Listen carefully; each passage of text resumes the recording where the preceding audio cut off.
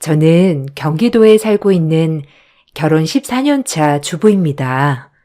아무리 시대가 흐르고 변했다지만 인식의 변화와 흐름이 아쉬운 건 사실입니다. 저 역시도 마찬가지지만요. 지금부터 제 이야기를 해볼까 해요. 저는 어려서 집이 어려웠어요. 부모님께서 열심히 일하시지만 살림은 제자리, 그 말이 딱이었죠. 어려서부터 안 해본 아르바이트가 없었습니다. 그래서 남들 다 가는 대학도 포기하고 바로 은행에 취업을 하게 되었어요. 나쁘지 않았죠. 부모님께서는 그래도 없이 살았는데 나름 제가 잘 자라주었다고 생각하였어요. 저도 취업을 하여 돈을 벌게 되니 부모님이 얼마나 힘들게 우리를 키웠는지 알 것 같더라고요.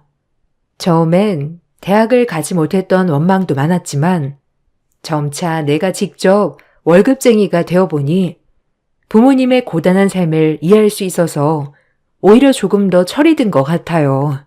그렇게 어른이 되어가고 있었죠.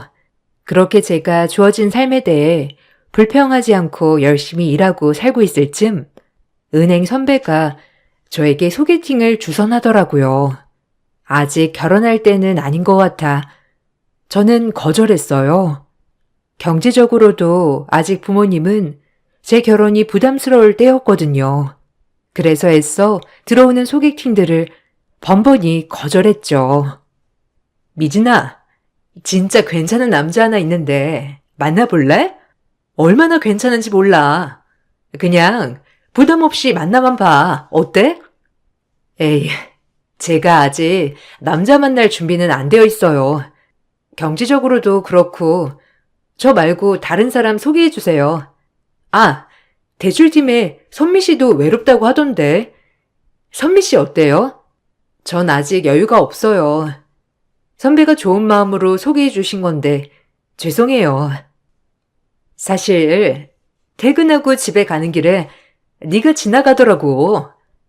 근데 네가 너무 마음에 든다고 하지 뭐야.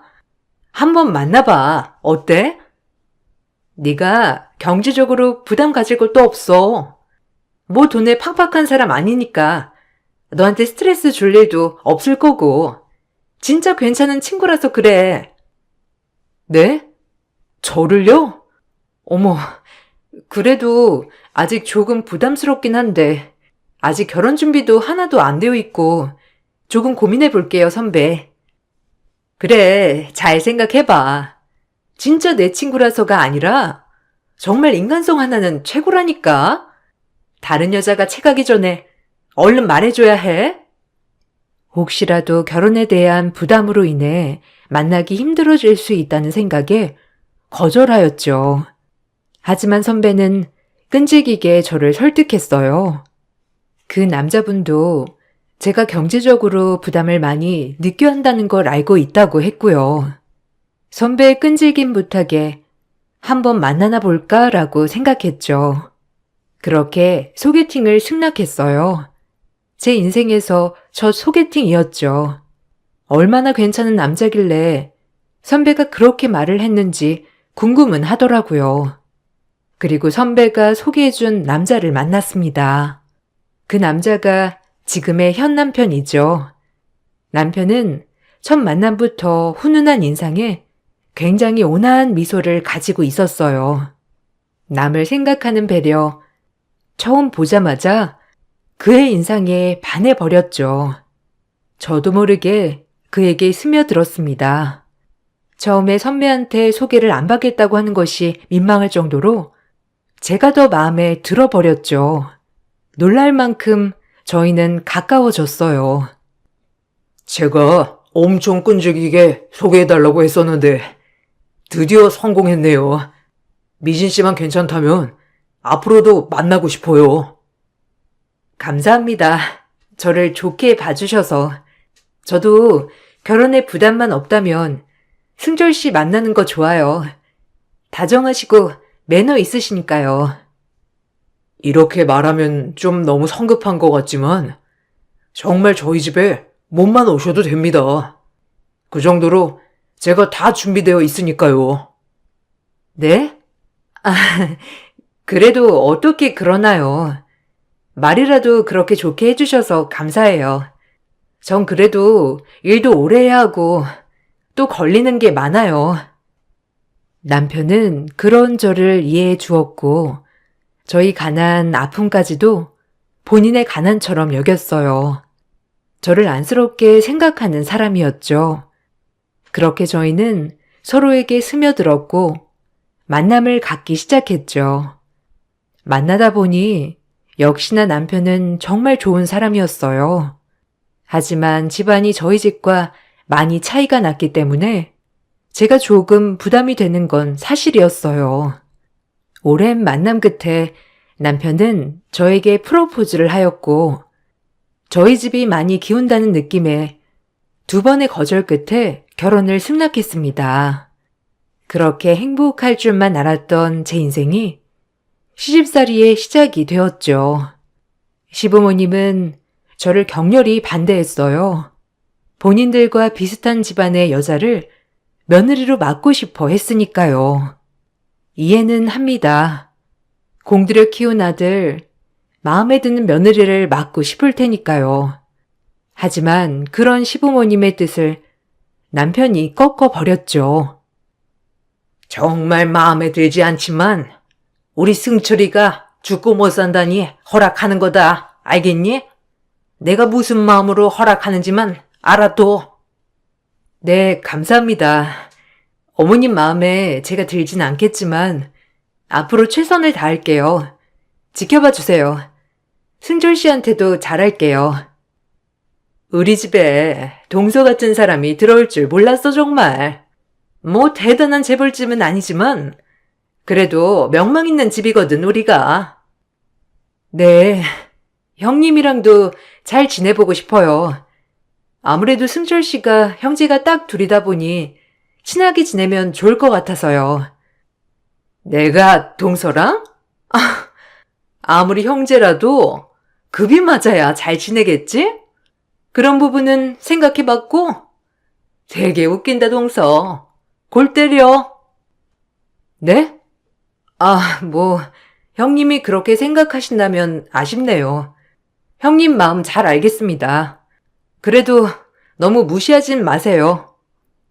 남편의 집안은 아버님이 큰 유통회사를 하고 있었고 아주버님은 고등학교 역사 선생님이었어요. 형님 또한 초등학교 교사였고요. 고졸 출신 은행 공채 직원이 마음에 들 리가 없었죠. 남편도 아버님 사업을 이어서 같이 하고 있었기 때문에 경제적으론 여유로웠어요. 저희는 집도 가난하고 저도 대학교를 나오지 않았기 때문에 시댁에선 저를 좋아하지 않았던 거고요. 저도 마음을 단단히 먹고 시집을 간 거기 때문에 괜찮았지만 어쩔 수 없이 시댁에 갈 때마다 위축되는 건 어쩔 수 없었죠.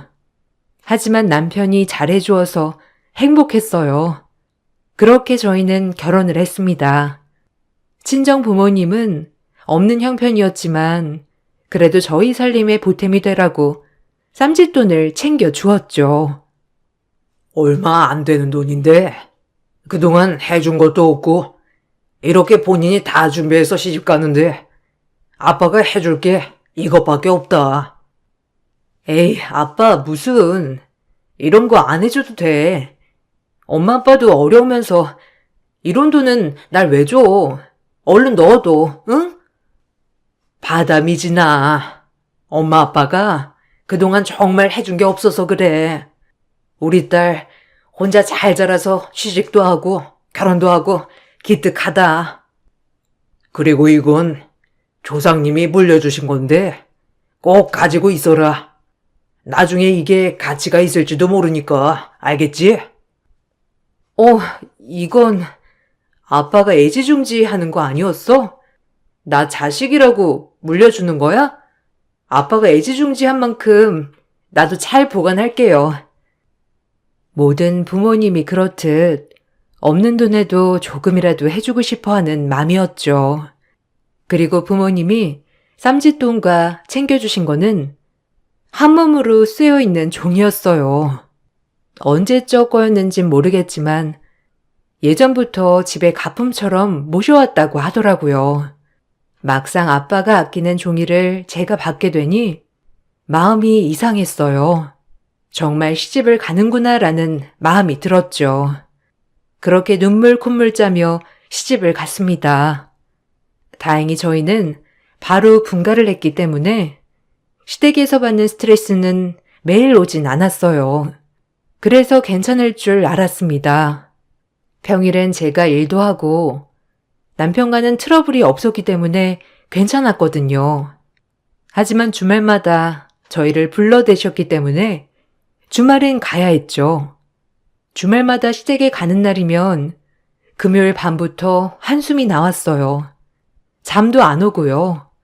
그때 당시를 생각하면 저는 그때 약간의 공황장애가 있었던 것 같기도 해요. 시댁 현관 앞에만 가면 한숨부터 나오고 숨이 잘 안 쉬어졌거든요. 제가 들어서면 형님은 저를 보자마자 지적부터 했어요. 머리 스타일, 옷, 살이 빠졌네 쪘네부터 외모적인 지적은 물론이고 역시나 끝은 배움으로 무시했죠. 처음엔 매번 당하기만 하다가 이대로는 제정신이 너무 힘들 것 같아 반격을 하기 시작하였어요. 하지만 형님의 귀는 소기에 경에 끼었죠. 어머, 동서. 오늘은 패션 콘셉트가 뭐야? 아, 나 진짜 그런 옷 고를래도 못 고르겠다. 어쩜 이리 센스가 없는지. 센스가 없는 사람은 마네킹에 그대로 걸린 옷 사면 되는데 이게 못 보고 자라서 그런 건가? 옷차림 좀 신경 써. 우리 집안이 어디 보통 집안이야? 네 형님 말이 맞다. 뭔 시댁에 오는 꼴이 그게 뭐니? 나중에 어른들도 만나고 해야 할 텐데 신경 좀 써라. 네 형님 있는 옷 스타일 좀 배워. 아, 이거 승졸 씨가 사준 거예요, 어머니 형님. 앞으로는 제가 골라볼게요. 그래도 옷 못 입는다는 소린 안 들어봤거든요. 서방님이 사준 거라고? 아휴, 서방님도 참. 아니, 머리는 또 왜 그래? 머리 스타일도 약간 옛날 스타일 같아, 동서는. 아, 제 머리가요? 은행에선 저보고 머리 너무 예쁘다고 하던데. 형님 스타일 맞추기 되게 힘드네요. 서원이가 나중에 데리고 올 형님 며느리감은 피곤하겠어요. 머리부터 발끝까지 그렇게 본인 스타일을 강요하시니 안 그래요? 뭐라고? 동서 지금 나한테 말대꾸 하는 거야? 웃긴다 진짜. 서원이 얘기가 왜 나와 거기서? 그리고 우리 서원이가 동서 같은 사람을 데리고 오겠어? 동서 착각하나 본데? 진짜 동서는 우리 집이랑 급이 안 맞는 거 알잖아. 그러니까 적당히 까불어, 어? 그만들 해라. 작은 애 너는 네 형님한테 말본세가 그게 뭐냐? 그래서 폰대 없다고 하는 거야, 알겠어? 이제 그만해라. 지적질을 유도하는 형님이 얄미워서 저렇게 애둘러 말도 해봤지만 형님의 지적질은 끝나지 않았죠. 맹수가 먹이를 찾듯이 형님에겐 저는 먹잇감 그 이상이었으니까요. 남을 깎아내리면서 본인을 축혀 세우는 형님을 어머님은 얼마나 예뻐하셨는지. 제가 조금이라도 형님에게 말대꾸를 하는 날엔 시어머니의 호통 때문에 살 수가 없었죠. 괜한 집에 분란을 일으키는 것 같아 참았어요. 남편도 체면이 있었기 때문에 제가 너무 큰 소리를 내면 남편이 곤란해질 것 같았거든요. 그렇게 시댁은 저에게 늘 어려웠어요. 그래도 미진이가 아침밥도 잘 챙겨주고 얼마나 잘하는데. 내가 요새 살이 쪘다니까. 형은 살 좀 쪄야 하는 거 아니야? 그놈의 역사 공부가 뭐라고. 이제 선생님이면 그냥 마음 편하게 애들 가르치고 편하게 살아요. 너무 스트레스 받는 거 아니야? 그러니까요. 서방님이 말 좀 해주세요. 매일 방에 틀어박혀서 뭔 그렇게 공부를 하는지 저랑은 얼굴 볼 시간도 없다니까요. 에이, 내가 뭘. 네가 역사에 대해 아냐? 우리나라 선조들이 얼마나 대단한 사람들이었는데 알면 알수록 대단하다고. 아휴, 그래도 그렇지. 나랑 얼굴 볼 시간은 돼야지, 안 그래? 맨날 밥만 먹고 공부만 하니까 살이 빠지는 거야. 그래요. 이제 좀 쉬엄쉬엄 해. 원래도 말랐는데 얼굴이 반쪽이 됐다. 하여간 나랑 완전히 다르다니깐. 난 이과 체질. 남편의 형은 고등학교 역사 선생님이었지만 원래는 역사학자가 꿈이라고 했죠. 그래서 아버님이 키워온 회사를 형에게 물려주고 싶어 했지만 아주버님은 완강히 거부를 했다고 했어요. 그래서 덕분에 저희 남편이 이어받게 된 거죠. 시부모님은 많이 아쉬워하셨지만 그래도 저희 남편이 있었기 때문에 장남에 대한 기대는 많이 내려놓으셨고요. 평소에 말도 없고 늘 나긋나긋한 분이었기에 시댁에서 제가 제일 좋다고 생각했던 분이었죠. 그런 아주버님이 표독스러운 형님을 만났다고 생각하니 신기할 따름이었어요. 그래도 둘째 얘가 우리 승철이 밥이나 굶기지 않을까 걱정했는데 잘 챙겨주나 보지? 그거 하나는 마음에 든다, 딱 하나. 승철 씨가 잘 먹어주니까 요리할 맛이 나더라고요. 그래도 어머님 마음에 든다고 하니까 저도 기분이 너무 좋네요.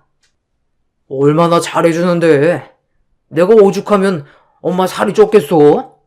결혼하니까 밥도 맛있고 간식도 많이 챙겨주고 좋아. 하지만 형님은 어머님이 제 칭찬하는 꼴도 못 보셨죠. 그래서 이해질세라 저를 내려깎기 시작하였죠. 초등학교 교사가 맞는지 자질이 늘 의심스러웠어요. 가방끈이 길면 뭐하나. 저런 사람이 초등학생들의 인성을 가르친다고 하니 소름이 돋았죠. 어머, 동서. 너무 미련하게 먹이는 거 아니야? 그것도 좀 절제해야지, 안 그래? 아무리 내세울 게 없어도 그렇지. 네? 제가 설마 남편 배 터지게 미련하게 먹이겠어요? 형님은 생각을 하셔도 꼭 적당히 먹이는 거죠. 음식 솜씨가 좋아서 남편이 잘 먹는 거고요. 하긴 잘해 먹여야 되긴 하겠다. 그거 아니면 뭐 동서가 딱히 밀어붙일 게 없잖아. 안 그래? 기분 나빠하지 마. 원래 살림 잘하는 사람들이 있대. 동서처럼 약간 우악스러운 사람이 살림을 잘하는 것 같긴 해. 동서가 손맛이 있지. 네? 우악이요? 형님은 참 같은 말을 해도 꼭 기분 나쁘게 하시더라. 형님도 이제 요리 좀 배우세요. 서은이도 잘 먹어야죠. 뭐야? 내 요리 실력이 어디가 어때서 그래? 참나. 그리고 난 요리 안 해도 괜찮아. 사람 부리고 살 거니까. 동서는 뭘 알아야 부리겠지만. 그만들 해라. 너희는 어쩜 만나기만 하면 한마디도 안 지니? 둘째는 형님 말에 또박또박 말대꾸 좀 그만해라. 보기 안 좋아. 그렇게 저는 형님의 무시 속에 지내온 나날이었죠. 시부모님도 저를 그렇게 눈에 차게 생각하진 않았지만 형님이 제일 심하게 저를 갈구었어요.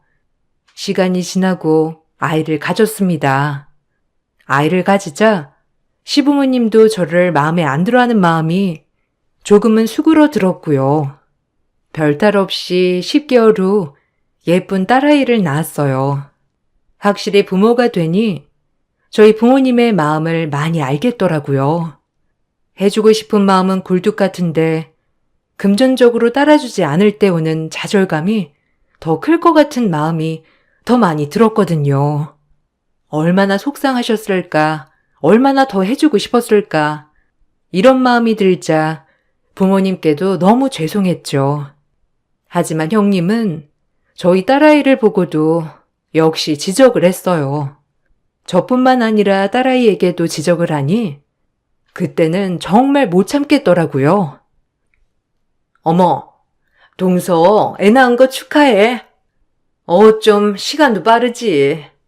남의 임신이랑 출산은 빠르다니까. 근데 조카 코가 딱 자기 코다. 서방님 코 닮았으면 어떡했을 텐데. 하필 동서 코를 닮을 게 뭐야? 안 그래? 나중에 코 수술은 꼭 시켜줘야 되겠어. 네? 지금 저희 아기 얼굴 평가하는 거예요? 아직 신생아니까 그렇죠. 그리고 코가 뭐가 어때서 그래요? 제가 서은이 눈이 왜 이렇게 쭉 찢어졌어? 라고 하면 좋으세요? 죄송한데 저희 아이 얼굴 평가하지 말아주세요. 정말 기분 나쁘네요, 형님. 아니, 동서 웃긴다. 뭘 그렇게 발끈해? 농담 좀 할 수도 있지. 이게 꼭 사람이 어렵게 자랄수록 피해의식이 있다니까. 내가 무서워서 무슨 말이라도 하겠어? 아유, 정말. 이래서 없이 산 것들이랑은 겸상을 하면 안 돼. 뭐만 하면 빽빽 아주 시끄러워. 아, 진짜 보자 하니까 완전 어이가 없어서 지금의 막 낳은 저한테 아기가 어떻냐는 둥 말하는 형님은 괜찮고요. 그게 배운 사람의 자세인가요? 원래도 엄청 무례하다고 느꼈는데 어떻게 애들을 가르친다는 건지 저도 이해가 안 가요. 그렇게 높은 고성이 저와 형님에게 오가자 남편이 중재에 나섰죠. 그리고 그제야 저희의 말다툼은 잦아들었습니다. 하지만 제 분은 풀리지 않았어요. 원래도 늘 저를 무시하던 형님이었지만 제 딸아이마저 무시하는 느낌이 들자 더더욱 제가 흥분을 했죠. 남편이 저를 계속 다독여 주어 간신히 화를 억누를 수 있었어요. 그 정도로 형님은 저를 정말 무시했었죠. 내가 미안해. 형수 원래 남 무시하기가 득기잖아. 그냥 우리 예린이 보고 툭 던진 말일 텐데 자기가 참아. 내가 어떻게 참아? 나한테 그러는 건 참아도 우리 예린이 가지고 그러는 거 못 참아. 한두 번 참는 것도 아니야. 알지. 그래도 지금 몸조리 잘해야 하니까 너무 스트레스 받지 말고 한 귀로 듣고 한 귀로 흘려. 자기 건강 다칠까봐 걱정돼. 그렇게 남편의 위로 속에 마음을 진정해 갔죠. 하지만 그날 묵은 앙금이 컸던 탓인지 형님과는 전보다도 더 좋지 않은 감정이 생겼어요. 형님은 저를 본인과 급이 다른 사람으로 무시했고 저는 그런 형님의 모습을 견딜 수 없었고요. 반복이 되자 만나기만 하면 으르렁대는 사이가 되었죠. 이렇게 5년 정도가 흘렀어요. 딸아이의 나이가 5살이 되었을 무렵 설날에 일어난 일이 제 인생을 송두리째 바꿔놓았죠. 이제 딸아이는 서랍을 열고 닫고 하는 재미에 푹 빠져 있는 나이였죠. 그날도 어김없이 명절을 치르러 시댁에 가려고 하는데 딸아이는 안방 서랍을 열고 닫고 하는 재미에 빠져 있었어요. 예린아, 이제 할머니네 가야지. 어서 나와. 거기서 뭐해? 얼른 겉옷 입자. 가서 할머니네서 세배도 하고 예린이가 잘 부르는 노래도 불러드리자. 방에서 나온 딸은 뭔가를 주머니에 쏙 넣었죠. 별 대수롭지 않게 여기고 딸아이와 남편과 같이 시댁에 방문했어요. 저와 어머님, 형님은 한참 음식을 준비하고 있었죠. 한참 음식을 준비하고 있는데 형님이 장강에 들어가서 나오더니 저에게 노발대발 화를 내는 게 아니겠어요? 어머님, 저희 집에서 보낸 300만 원짜리 송로버섯이 없어졌거든요? 아니 분명 아침까지만 해도 장강에 있었는데 없어요. 에그머니나. 아니, 그게 어디 갔다니? 그 귀한 송로버섯을 사돈이 보내주신 건데, 얼른 찾아야지. 잘 찾아본 거야? 제가 몇 번이고 뒤져도 없어요. 아, 아까 분명 동서 올 때까지만 해도 있었는데 이상하단 말이야. 이게 없어질 일이 없잖아요. 동서, 너 아니야? 이거 비싼 버섯인 줄 알고 네가 꿀꺽한 거 아니냐고. 너 아니면 누구니? 그럴 사람이 여기 또 어디 있어? 어? 네? 지금 저 의심하시는 거예요? 아, 참나. 아니, 형님, 말이 되는 소리를 해야죠. 지금 저보고 버섯 도둑이라고 하는 거예요? 너 아니면 누구니? 그리고 우리 집에 이런 짓 할 사람이 너밖에 또 누가 있어? 멀쩡히 있던 송로버섯이 왜 없어지냐고? 아니, 형님, 말이 되는 소리를 하세요. 뻔히 같이 계속 음식했는데 무슨 버섯을 훔쳐요, 제가? 어머님, 말씀 좀 해보세요. 아니, 그래. 얘 큰애야.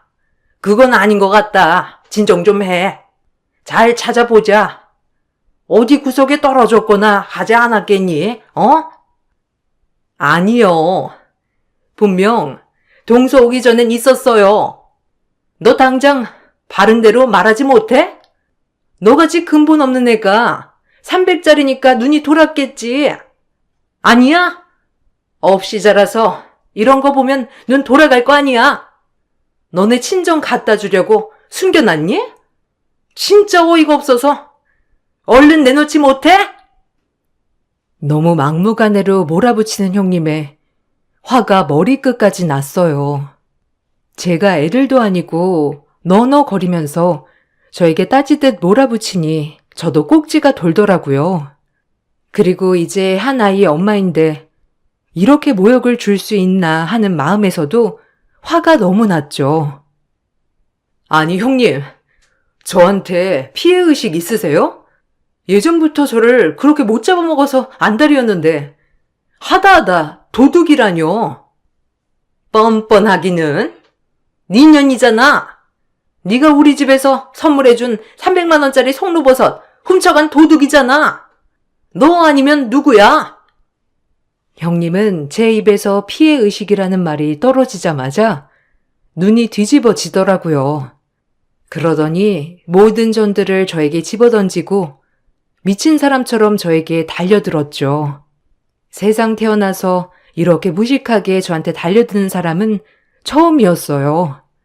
전을 맞으면서 어안이 벙벙하였고 급기야 형님은 제 머리채를 잡기 시작했습니다. 세상 태어나 처음으로 잡힌 머리채였어요. 놀란 저는 애써 뿌리치려고 했죠. 어머, 이거 안 나요? 아, 미쳤나봐 진짜. 어디라고 나한테 손을 대?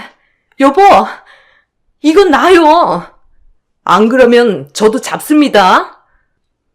네가 어디 할 말이 있어? 바른 대로 말하지 못해? 이 도둑아. 송로버섯 어디 있냐고. 그게 얼마짜린데 얼른 안 내놔? 제가 소리를 고래고래 지르자 그제야 남편이 들어와 형님을 뜯어 말렸습니다. 그리고 남편도 매우 화가 난 눈치였죠. 아니, 뭐 하는 짓이에요? 형수님 이렇게 몰상식한 분이었어요? 아, 참나. 기가 막혀서 말이 안 나오네. 그리고 도둑이라뇨? 지금 예린이 엄마 보고 도둑이라고 한 겁니까? 당장 사과하세요. 그깟 300만 원짜리 송로버섯을 훔칠 사람으로 보여요? 아, 진짜 너무 충격적이네요. 그럼 누구란 말이에요? 이 집에서 근본 없는 사람은 동서 하나뿐인데 이런 짓 할 사람이 어디 있냐고요? 서방님이 말 좀 해보세요. 끝까지 근본 타령을 하는 것을 보고 어이가 없었죠. 진짜 미친 사람인 줄 알았어요. 그렇게 형님과 제가 고래고래 소리를 지르며 싸우고 있을 때 아주버님이 헐레벌떡 들어오는 거 아니겠어요? 그리고 아주버님 입에서 나온 말은 또 한 번 충격적이었습니다. 이 근본 없는 작것들아, 전부 나가! 어디 위대한 재수씨한테 함부로 손을 대? 당신 미쳤어? 재수씨가 누군 줄 알아?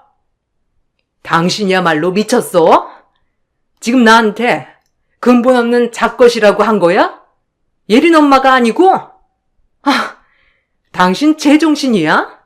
내가 누군 줄 알고? 조용해, 당신. 그만 못해? 재수씨가 얼마나 대단한 사람인데 지금 함부로 이렇게 대하는 거야? 얼른 사과드려. 뭐라는 거야? 지금 사과받아야 할 사람은 누군데 그래? 정신 차려. 지금 우리 아빠가 준 송로버섯이 없어졌다니까, 어? 그깟 송로버섯이 뭐가 중요해? 재수씨 조상님이 누군지나 알고 그러는 거야? 우리랑은 근본부터가 다르다고. 아주버님의 입에서 나온 말은 가히 놀라웠습니다. 제 딸아이와 형님의 아들이 거실에서 놀고 있을 때 제 딸아이가 아까 집 서랍에서 챙긴 종이를 떨군 모양이더라고요. 아주버님은 그 종이를 보자마자 한참을 들여다봤다고 해요. 역사학자가 꿈이었지만 학자까지 되지 못한 아주버님은 한문과 역사에 대해 아주 빠삭한 분이셨거든요. 그 종이는 바로 우리나라 사단법인 애국동지 원호회에서 발급한 감사장이었어요. 저희 돌아가신 할아버지께서 예전 독립운동을 할 때 만주에 있는 독립군들을 치료해 주셨던 의사였다고 합니다. 종이들이 여러 장이 있었는데 그 중엔 할아버지께서 독립군들의 자금도 조달해주고 치료도 해주는 사람이었던 거죠. 이 말을 들으니 아차 했어요. 저도 몰랐던 것이었거든요. 시대가 변했고 우리나라 독립에 애써주시는 많은 사람들이 잊혀가고 있는 이 순간이 참으로 애석하더군요. 제가 그런 집안의 자손이었다는 것도 몰랐으니까요. 그 말을 들으니 뭔가 머리가 땅하고 맞은 것 같았습니다. 가난했지만 나라의 독립을 위해 애썼던 분이 우리 할아버지라고 하니 뿌듯하기도 했고요. 이 말이 끝나고 아주버님은 저에게 말씀을 하셨어요. 그리고 가족들에게도 얘기하셨습니다. 재수씨, 그동안 죄송해요.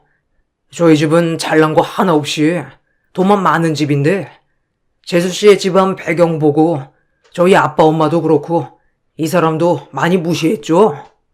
사람 위에 사람 없고 사람 밑에 사람 없는 건데 재수씨의 조상님이 독립을 위해 애써주신 분이라면 지금의 이 나라가 있기 위해 매우 애써주신 분이실 텐데 이거야말로 대단하지 않을 수 없는 거죠. 그동안 저희 집 무례 잊어주세요. 그리고 엄마 아빠도 사과해요.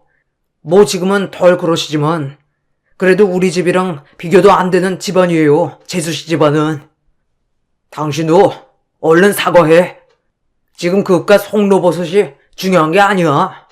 얼마나 대단한 분이 조상님이셔, 안 그래? 점점 잊혀지고 있는 이런 독립군들의 희생을 우리가 알아야 한단 말이야. 제가 와이프 대신 사과할게요. 죄송해요, 재수씨. 용서해 주세요. 갑작스러운 아주버님의 사과에 어안이 벙벙해졌어요. 그리고 그 말이 끝나자 어머님, 아버님도 저를 보는 시선이 달라졌고요. 사실 정말 재조명되어야 할 사람들이 많은데 점점 잊혀가고 있는 건 사실이니까요. 저조차도 마찬가지로 말이죠. 형님은 그 말을 듣자마자 놀래서 얼굴이 벌개졌습니다. 그리고 타이밍 좋게 그때 형님 아들 서은이가 방에서 송로버섯을 가지고 나오는 게 아니겠어요? 그 송로버섯을 보니 더 어이가 없더군요.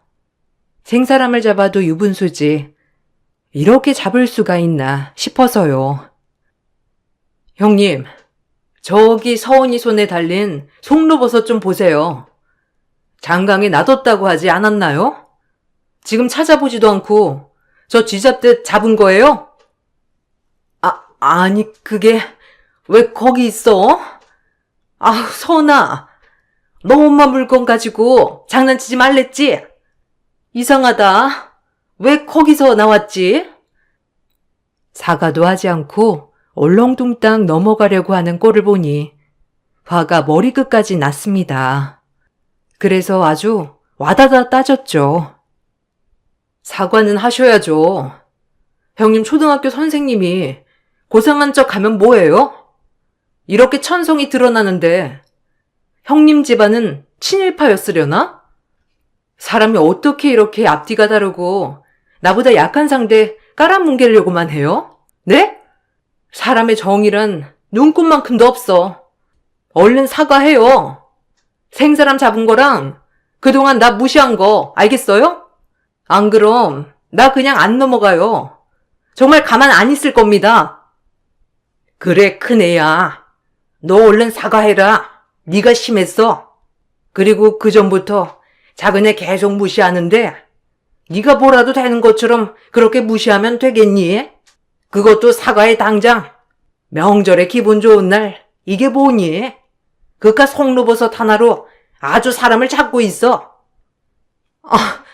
어머니, 지금 저한테 뭐라고 하신 거예요? 아니, 처음부터 근본 없는 애가 시집 왔다고 먼저 어머님이 그러셨잖아요.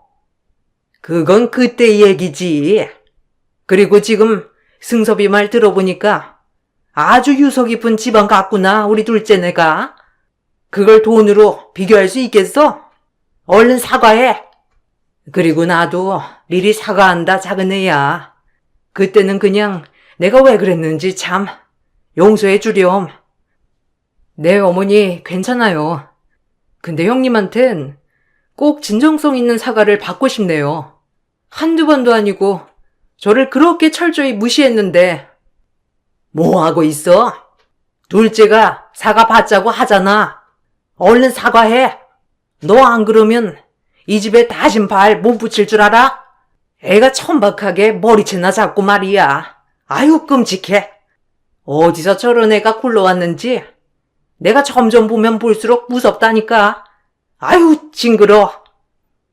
형님은 어머님의 말이 끝나기가 무섭게 눈물을 흘리고 뛰쳐나가셨습니다. 아무래도 어머님의 태도에 적잖이 충격받으신 모양이었어요. 얼마나 꼴 좋던지 못된 것 같지만 웃음이 막 나더라고요. 그리고 아무리 돈이 없어도 저희 집이 그런 독립군의 집안이라고 하니까 자부심도 막 생기고 딸아이가 크면 꼭 얘기해줘야겠다는 생각도 들었고요. 그렇게 일이 일어나고 며칠 뒤 아주버님이 얼마나 뭐라고 하셨는지 형님에게 전화로 그동안 미안했다고 한마디 사과 문자가 오더군요. 얼굴 보고 진정한 사과를 받아냈어야 했는데 형님 자존심에 이 문자 하기까지 얼마나 이불킥을 했을까 생각하니 그마저도 웃음이 나더라고요. 그로부터 거의 9년 정도의 시간이 지났고 저희는 아직 대면대면하게 지냅니다. 전보다 더 편해진 건 저를 더 이상 건들지도 않고요. 오히려 어려워하는 느낌이더라고요. 형님도 어머님한테 호되게 혼난 전적도 있어서 시댁에 와서는 말도 엄청 가려하고요. 아주버님은 아직까지 저를 볼 때마다 대단하신 집안의 재수씨라고 한답니다. 아주버님 덕분에 오히려 어머님도 그렇고 아버님도 더 저를 깍듯이 대해주시는 것 같아요. 오히려 너무 감사하죠. 제가 아주버님에게는. 시간이 많이 흘렀고 그때보다도 지금 역사가 점점 잊혀진다고 하지만 아직까지 극장이나 TV에서 독립운동하는 사람들이 나오면 마음이 찡하고 아려와요. 아무래도 저희 선조가 그렇게 살아왔다고 생각하니 대단하다고 느껴지거든요. 저도 저희 조상님 얼굴에 먹칠하지 않게 정직하고 정의롭게 살아야겠다고 결심했고요. 연초에 설날을 세면서 저희 에피소드가 생각이 나서 글을 한번 올려봅니다.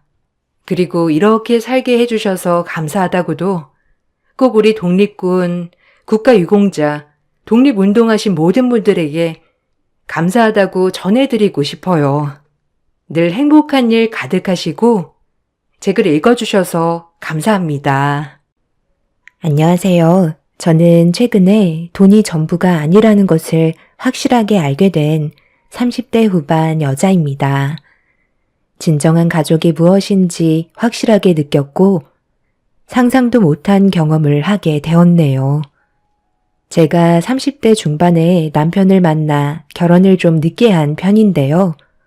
정신없이 살다 보니 어느덧 홍기를 놓치게 되었고 결혼은 생각조차 하지 않던 찰나에 지금의 남편을 만나게 되었습니다. 정말 다행이었던 건 그래도 시부모님께서 좋으신 분이라 무난한 결혼을 할 수 있었어요.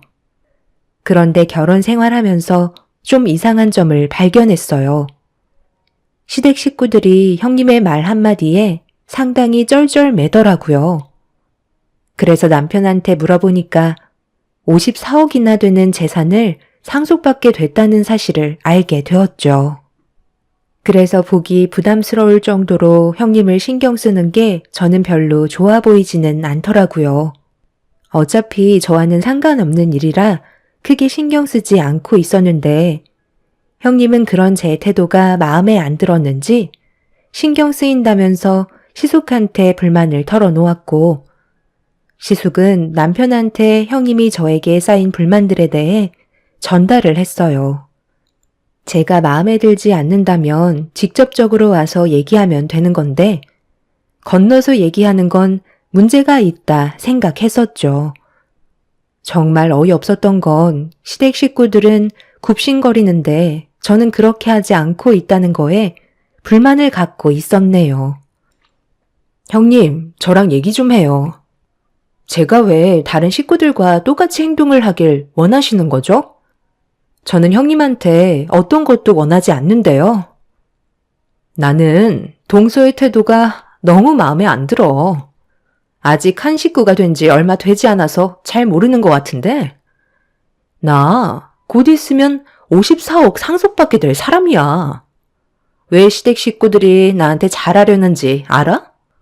내가 지고 있는 게 많고 시부모님께서 가지고 계신 빚까지 전부 갚아드리기로 했거든.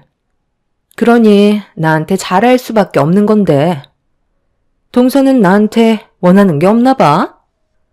그럼 저도 형님한테 잘 보이면 콩고물 정도는 떨어진다는 거예요? 그러니까 형님이 54억이라는 큰 돈을 상속받게 됐으니 저도 형님 눈에 잘 보여서 조금이라도 받아먹기 위해 노력하라는 거잖아요. 그런데 저는 형님이 생각했던 거와 다른 모습을 보이니까 그게 불만이었던 거네요. 제가 그래서 형님 비위를 살살 맞춰야 된다는 거죠? 그럼 저도 원하는 걸 얻을 수 있다는 건가요?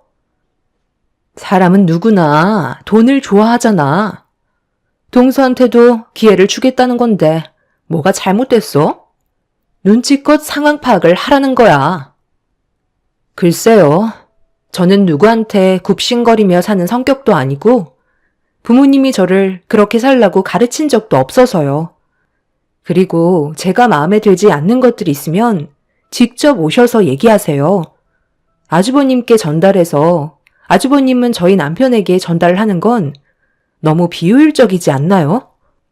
저는 이 집 식구로 들어온 거지 형님 비위 맞추려 들어온 게 아니라고요.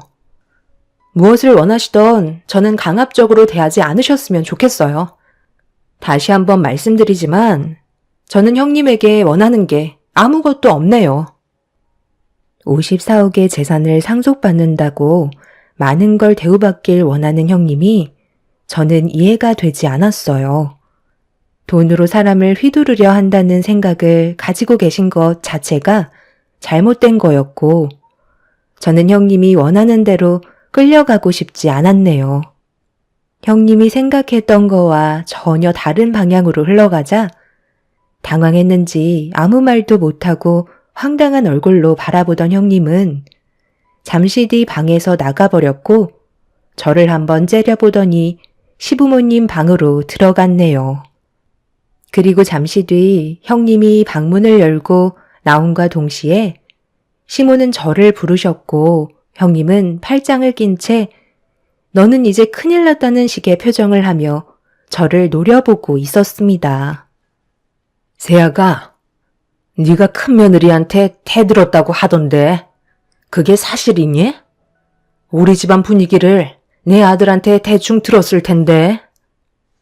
네, 잘 알고 있어요. 전혀 모르는 거 아니에요. 어머님 집안에 빚이 좀 있으신 상황인데 그걸 형님이 갚아주기로 했다면서요. 그런데 그게 저와 무슨 연관이 있다는 거죠? 저는 형님한테 대들지 않았고 당연한 제 권리를 얘기했던 것 뿐이에요. 저도 이 집의 똑같은 며느리고 뭐든지 공평한 대우를 받아야 된다고 생각해요. 형님이 저를 대하는 게 강압적이고 제 위에 군림해서 저를 돈으로 휘두르겠다고 하는데 그걸 왜 보고만 있어야 하는 거죠? 저는 형님한테 바라는 거 하나 없고 저희 집 못 사는 형편도 아닌데 굳이 굽신거리며 형님한테 다 맞춰야 할 필요는 없는 거잖아요. 제 말이 틀렸나요?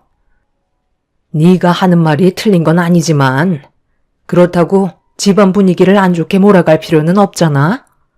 부당한 대우를 받는다고 생각할지 모르지만 일단 새아가가 우리 집안의 며느리로 들어온 이상 좀 이해해주고 큰애 기분을 어느 정도는 맞춰주면 좋잖니. 나는 집안이 시끄러워지는 걸 보고 싶지 않다. 그리고 서로 얼굴 붉히면서 살 필요는 없잖아. 네가 우리 집안의 막내고 마음도 훨씬 넓은 것 같으니까 그냥 조용히 넘어가자. 그럼 아무 일도 일어나지 않고 집안의 평화가 찾아올 거다. 큰애가 무리한 요구를 하지는 않으니 너도 힘들어도 큰애 앞에선 비위 좀 맞춰주면 안 되겠니? 시모는 집안이 시끄러워지는 걸 원치 않는다면서 조용히 넘어가길 원하셨어요. 시모가 저를 앉혀놓고 화를 내실 줄 알았는데 오히려 침착하게 말씀하시면서 형님에게 받았던 상처를 풀어주셨습니다. 시부모님께서도 자주 만나는 것도 아니고 어쩌다 얼굴 보는 사이인데 굳이 얼굴 붉힐 필요 없어서 그냥 넘어가는 것 뿐이라고 설명하셨어요. 거기에다가 빚까지 갚아주겠다고 했으니 좀 더 조심스러워질 수밖에 없었죠. 시부모님께서 저에게 부탁을 하시는데 제가 굳이 삐딱하게 나갈 필요도 없었고 어떤 상황인지 대충 파악이 되다 보니 저 또한 시댁에 있을 때만큼은 최대한 조용히 지내다 돌아가는 게 좋을 것 같다고 결정하게 되었습니다.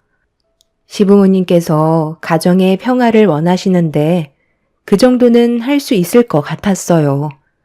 그렇게 시부모님과 대화를 끝낸 뒤 방으로 나오자 형님이 거실에 앉아 있었는지 방에서 나온 저보고 가까이 오라며 손짓을 했어요.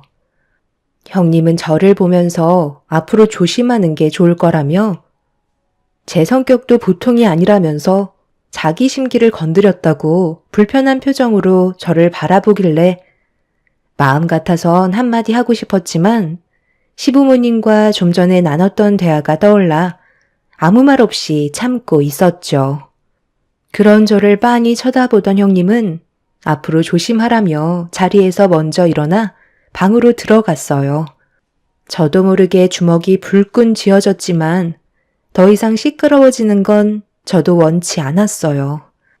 그날 이후 주말에 시댁에 갈 때면 최대한 조용히 지내다가 돌아가려고 정말 많이 노력했었죠. 제가 노력하는 걸 시댁 식구들이 전부 다 알고 있었기 때문에 헤어질 때면 항상 고생했다는 말을 들을 수 있었습니다. 그만큼 형님의 태도는 문제가 많았었어요. 분명 가족 전체가 감정을 억누르고 있는 게 느껴졌지만 조금도 내색하지 않았습니다. 그만큼 가족 간의 불화를 원하지 않는다는 걸 확실하게 알 수 있었고 제가 먼저 가족의 평화를 깨고 싶지 않았습니다. 이런 상황을 부모님께도 얘기해봤는데 시부모님께서 가만히 계시면 제가 먼저 나설 필요는 없다며 분위기를 지켜보는 게 좋을 것 같다는 말씀을 해주셨네요. 남편도 스트레스를 많이 받고 있지만 입 한 번 다물면 평화라고 최대한 조심하려는 것 같았어요. 하지만 시간이 가면 갈수록 형님의 문제 있는 태도는 하늘을 찌를 정도로 점점 심각해지는 모습을 보여주고 있었죠. 동서, 내가 분명 지난주 수요일 잠깐 우리 집에 들르라고 했었는데 왜 내 전화 안 받았어? 지금 날 무시하는 거야? 형님을 무시하는 게 아니라 제가 일이 워낙 바빠서 형님 댁에 가지 못할 것 같다고 말씀드렸었잖아요. 동서가 내 전화 안 받아서 얼마나 힘들었는지 알아? 이삿짐 정리하는데 아주 혼났다고. 이번에 안 왔으니까 다음에 내가 부를 땐 꼭 와줬으면 좋겠어. 조만간 집들이 할 거거든.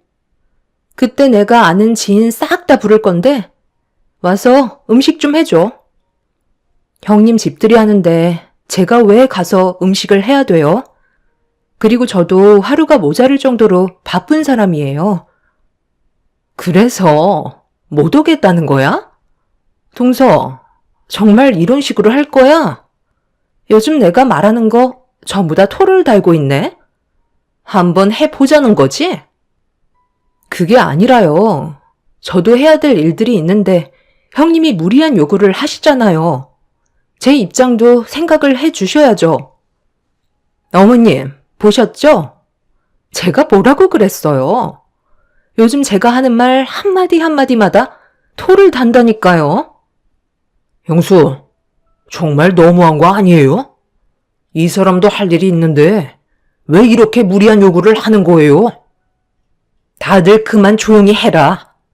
차라리 내가 가서 도와줄 테니까 이제 그만들 하고 밥이나 먹어라.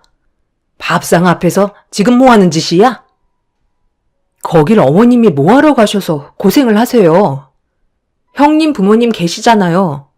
도와달라고 하시면 되는 거 아니에요? 제 말이 끝남과 동시에 분위기는 순식간에 안 좋아졌어요.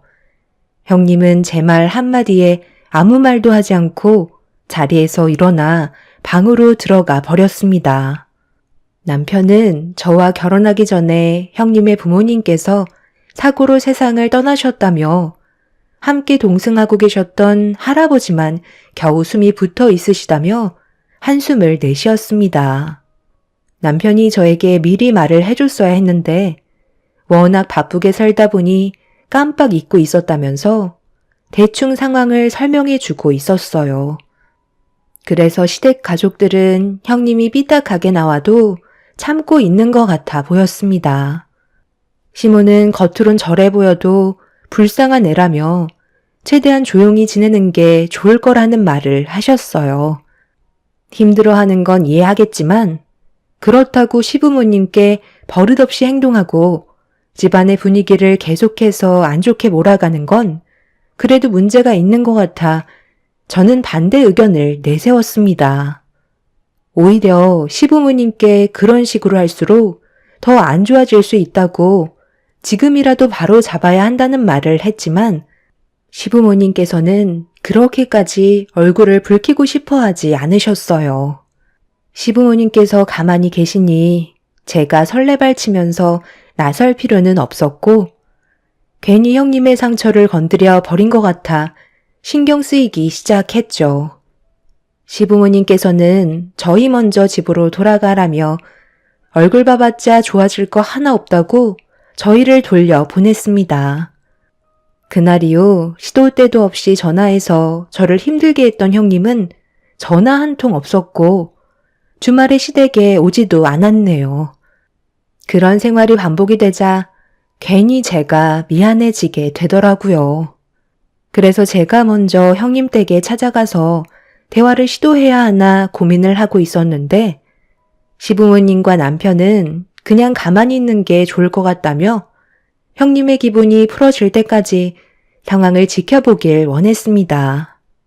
남편에게 형님이 처음 며느리로 들어왔을 때부터 지금까지의 삶에 대해 전부 들을 수 있었는데 형님의 삶도 참 딱했었어요. 형님 밑으로 동생이 하나 있었는데 가족끼리 여행을 갔다가 동생분과 싸우게 되었고, 숙소에서 뛰쳐나간 동생분은 어두운 길을 혼자 걷다가 교통사고로 세상을 떠나게 되었고, 그 충격으로 형님의 부모님께선 모든 탓을 형님에게 돌렸던 거였죠. 정신적인 충격을 받은 형님은 부모님께 미움이 박히게 되면서 거의 인연을 끊다시피 했는데, 부모님과 할아버님마저 교통사고를 당하게 된 거였죠. 그리고 할아버님이 세상을 떠나시게 되면 형님이 54억의 재산을 상속받게 되는 거였습니다. 아무래도 병원에 계시는 할아버님의 생명이 위태로우셔서 더욱더 예민해져 있는 것 같아 보였어요. 하지만 그건 형님의 집안 문제이고 그런 상황들로 인해 다른 가족에게까지 피해를 주는 건 잘못된 게 분명했기 때문에 다음에 얼굴 볼 일이 있으면 확실하게 짚고 넘어가는 게 좋을 것 같아 때를 기다리고 있었습니다. 참는 건 한계가 있었고 형님의 행동들이 가족들을 점점 지치게 만들고 있다는 걸 전부 지켜보고 있던 저는 모든 걸 바로잡고 싶었습니다. 그렇게 어느 정도의 시간이 지나고 명절이 다가오자 한동안 모습을 안 보이던 형님도 시댁에 발을 들였습니다. 솔직히 형님과 마주하지 않았던 기간 동안 정말 살 것 같았는데 형님이 발을 들이자마자 서로 눈치만 보고 있었네요. 그런데 어딘가 모르게 분위기가 좀 달라 보이는 게 불길한 예감이 들었고 제 예감은 틀리지 않았는지 잠자리에 들려고 준비를 하던 도중에 침묵을 지키던 형님의 한마디에 저는 표정 관리가 되지 않을 정도로 기분이 좋지 않았어요. 어머님, 동서한테는 저기 이불장 제일 밑바닥에 깔려있는 여름용 혼이불 주시면 될 것 같은데요? 그 매니의 이불은 저 주셔야죠. 이불장 제일 밑바닥에 깔려있는 이불은 위에 있는 이불들이 손상되지 않게 깔아놓은 거라 많이 해져 있고 작은 방은 바람이 새어 들어와서 두꺼운 이불을 넣어줘야 되거든. 첫째 너는 그래도 우리 집에 오면 내가 항상 하나밖에 없는 거위털 이불 내어주잖니. 작은 며느리는 거위털은 아니더라도 두꺼운 이불은 덮고 자야지. 이건 내가 알아서 할 테니까 어서 들어가 자라. 동서가 뭘 잘했다고 몸따시게 두꺼운 이불을 덮어야 하는 거죠? 저번에 저한테 보인 행동 잊으셨어요? 형님, 그건 제가 몰라서 그런 말을 했던 건데 그건 정말 죄송하게 생각하고 있어요. 다른 날도 아니고 오늘 명절인데 기분 좋게 보내면 안 될까요? 저도 형님이랑 좋은 관계로 지내고 싶다고요. 제가 많이 부족했어요. 그러니 이제 그만하세요. 뭘 그만해? 나는 아직 시작도 안 했는데. 어머님, 앞으로 장롱 밑에 깔려있던 이불은 동서 전용으로 주세요. 만약 재화가 다 풀리기 전까지 저 몰래 다른 이불 내어주시면 더 이상 못 참아요. 제 말을 들으셔야 빚을 갚을 수 있다는 거 잊으신 거 아니시죠? 동서, 뭐 하고 있어? 내가 말한 대로 장롱 밑에 깔려있는 이불 가지고 가라니까? 내 말 안 들리는 거야? 엄마, 형수가 이렇게까지 막 나가는 걸 언제까지 지켜봐야 하는 거야? 차라리 그냥 잠은 집에 가서 잘게요. 그러든지 말든지. 그건 동서랑 서방님이 결정할 문제니까 알아서 하시고. 어머님, 저 방에 들어가 있을 테니까 따뜻한 수건 좀 내와주세요. 아까 전 좀 붙였다고 어깨가 많이 뭉쳤나 봐요. 어깨 안마 좀 해주셔야 할 것 같아요. 어머님, 죄송해요. 저는 더 이상 못 참겠어요. 언제까지 이런 식으로 형님 눈치 봐가면서 살아갈 순 없는 거라고요. 형님이 상처를 받든 말든 이제 상관하고 싶지 않아요. 형님 때문에 가족 전체가 불행해지고 있다는 거 몰라요? 솔직히 형님이 시부모님 빚을 갚아주겠다는 말만 하지 않았어도 이런 일은 없는 거라고요. 왜 아버님, 어머님께서 형님의 눈치를 보면서 살아야 되는 건데요? 그리고 아직 54억이 형님한테 상속된 것도 아니잖아요? 할아버님께서 세상을 떠나셔야 형님한테 54억이 상속되는 건데 벌써부터 이런 식으로 행동하는 거 정말 너무 유치하고 약한 부분을 이용해서 막대하는 거 정말 잘못된 거예요. 저는 솔직히 아주버님이 형님과 이혼하셨으면 좋겠어요. 할아버님 세상 떠나시면 형님한테 가족이란 지금 여기 모여있는 우리들밖에 없는 거라고요. 그럴수록 서로 도와가며 관계를 좋게 이어가야 하는데 이런 식으로 계속해서 모난 행동을 보일 바엔 차라리 인연 끊고 얼굴 안 보며 사는 게 훨씬 속 편하겠어요. 그리고 저는 장롱 밑에 있던 호집을 쓰지 않을 거고요. 이 집에서 나가지도 않을 거예요. 솔직히 거위털 이불도 아버님, 어머님 덮으시는 건데 형님한테 양보한 거잖아요. 그런데 그런 걸 감사하게 생각하기는커녕 어머님한테 안마를 해달라고요? 전 부치는 거 젓가락으로 깨짝깨짝거리면서 입으로 들어간 게 훨씬 많았잖아요. 고생은 어머님이랑 제가 다 했는데 어떻게 그런 말을 할 수가 있어요? 형님이 어머님 어깨를 주물러 드려야 하는 게 맞는 거 아닌가요? 제 말이 틀렸어요? 방 안에 펼쳐진 거위털 이불 다시 어머님 방으로 돌려놓을 거예요. 제가 이 집의 며느리로 들어온 이상 더 이상 두고 볼 수 없을 것 같네요. 저는 그동안 쌓였던 게 많았는지 결국 참아왔던 감정을 터뜨리게 되었고 형님은 제가 쉬지 않고 쏟아내는 말에 당황해하고 있었습니다. 너무 흥분을 해서 그런지 온몸이 떨려왔지만 형님 방으로 들어가 거위털 이불을 들어 시부모님 방으로 가지고 들어가려 하자 그런 저를 보고 있던 형님이 거위털 이불을 빼앗으면서 어딜 가져가냐고 거위털 이불을 뺏기지 않으려 강하게 당기기 시작했어요. 저와 형님이 서로 옥신각신하자 가족들 전체가 저와 형님을 떼어놓으려 했지만 서로 거위털 이불을 절대 뺏기지 않겠다며 안간힘을 쓰는 순간 이불은 순식간에 둘로 찢겨버렸고 이불 속에 있던 많은 거위털들이 공중으로 퍼져버렸습니다. 시모는 찢긴 이불을 보며 경악을 했고 형님과 저는 비명을 지르면서 분노하신 시모를 바라보며 뒷걸음질 치고 말았습니다. 시모는 정말 아끼는 이불을 만신창이로 만들어놨다고 엄청난 화를 내셨네요.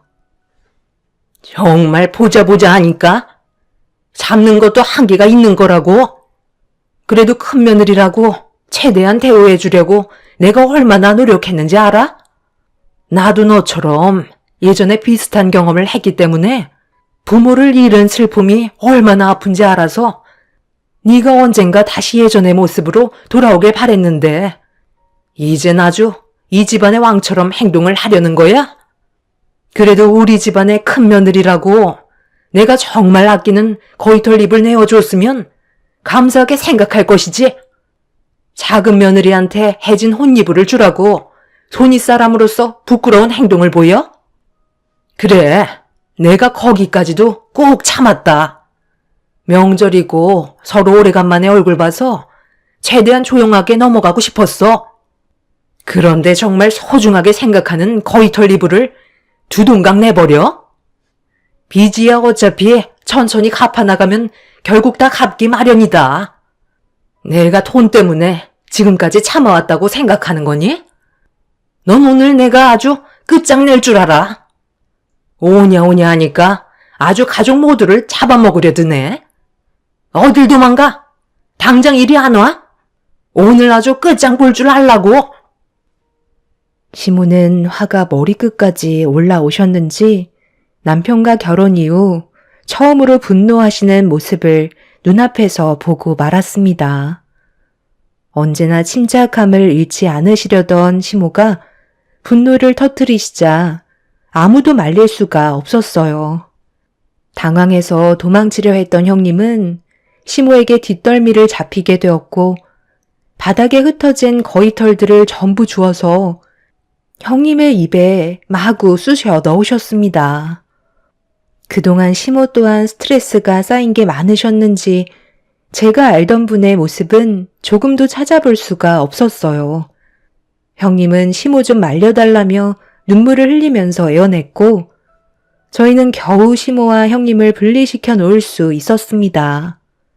시모는 방으로 들어가시더니 바늘과 실을 가져오셨고 두동강 나버린 이불을 원상태로 복구해 놓으라면서 주저앉아 있는 형님 앞에 자리를 지키셨어요. 형님은 눈물을 흘리면서 바닥에 떨어져 있는 바늘과 실을 주워들어 찢어진 이불을 수선하기 시작했고 저희는 시모의 눈치를 보면서 흩어져 있던 거위털을 한 곳으로 모으고 있었습니다. 시모는 눈물을 흘리고 있던 형님의 모습을 묵묵히 바라보시더니 어느 정도 숨을 고르셨는지 다시 입을 여셨네요. 그리고 시모의 한마디에 형님은 폭풍 오열을 하면서 용서를 구했습니다. 처음 네가 우리 집에 며느리로 들어왔을 때 제일 처음 느낀 게 뭔 줄 아니? 나와 비슷하다는 걸 느끼고 있었다. 그래서 살아온 환경을 들어보니 정말 비슷한 점이 많더라고.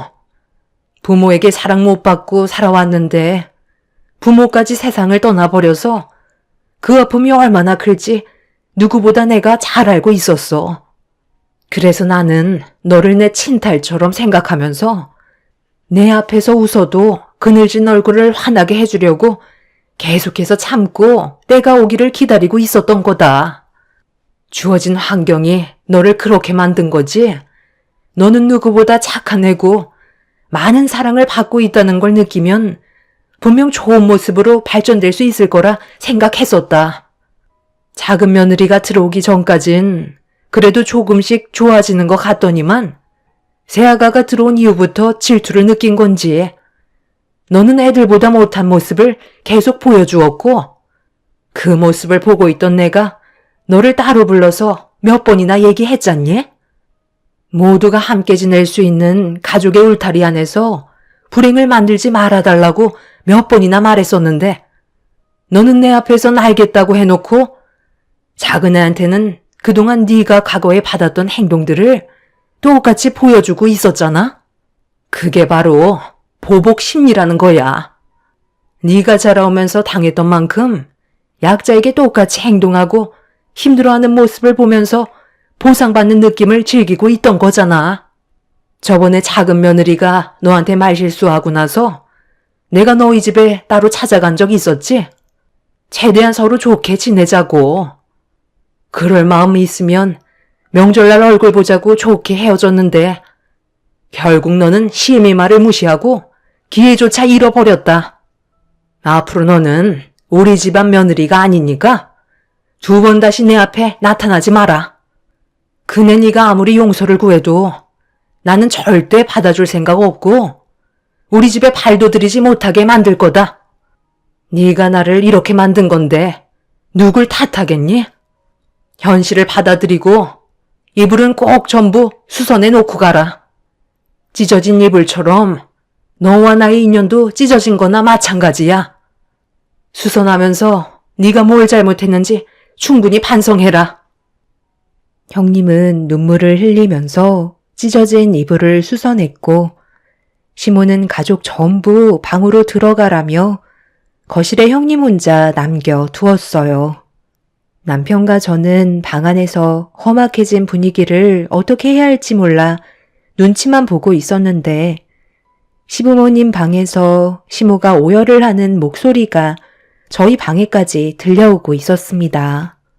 시모가 형님을 생각하는 마음은 진심이었고 과거의 비슷한 아픔 때문에 보듬어 주려 했지만 너무 큰 실망을 하셨는지 시모는 괴로워하고 계셨어요.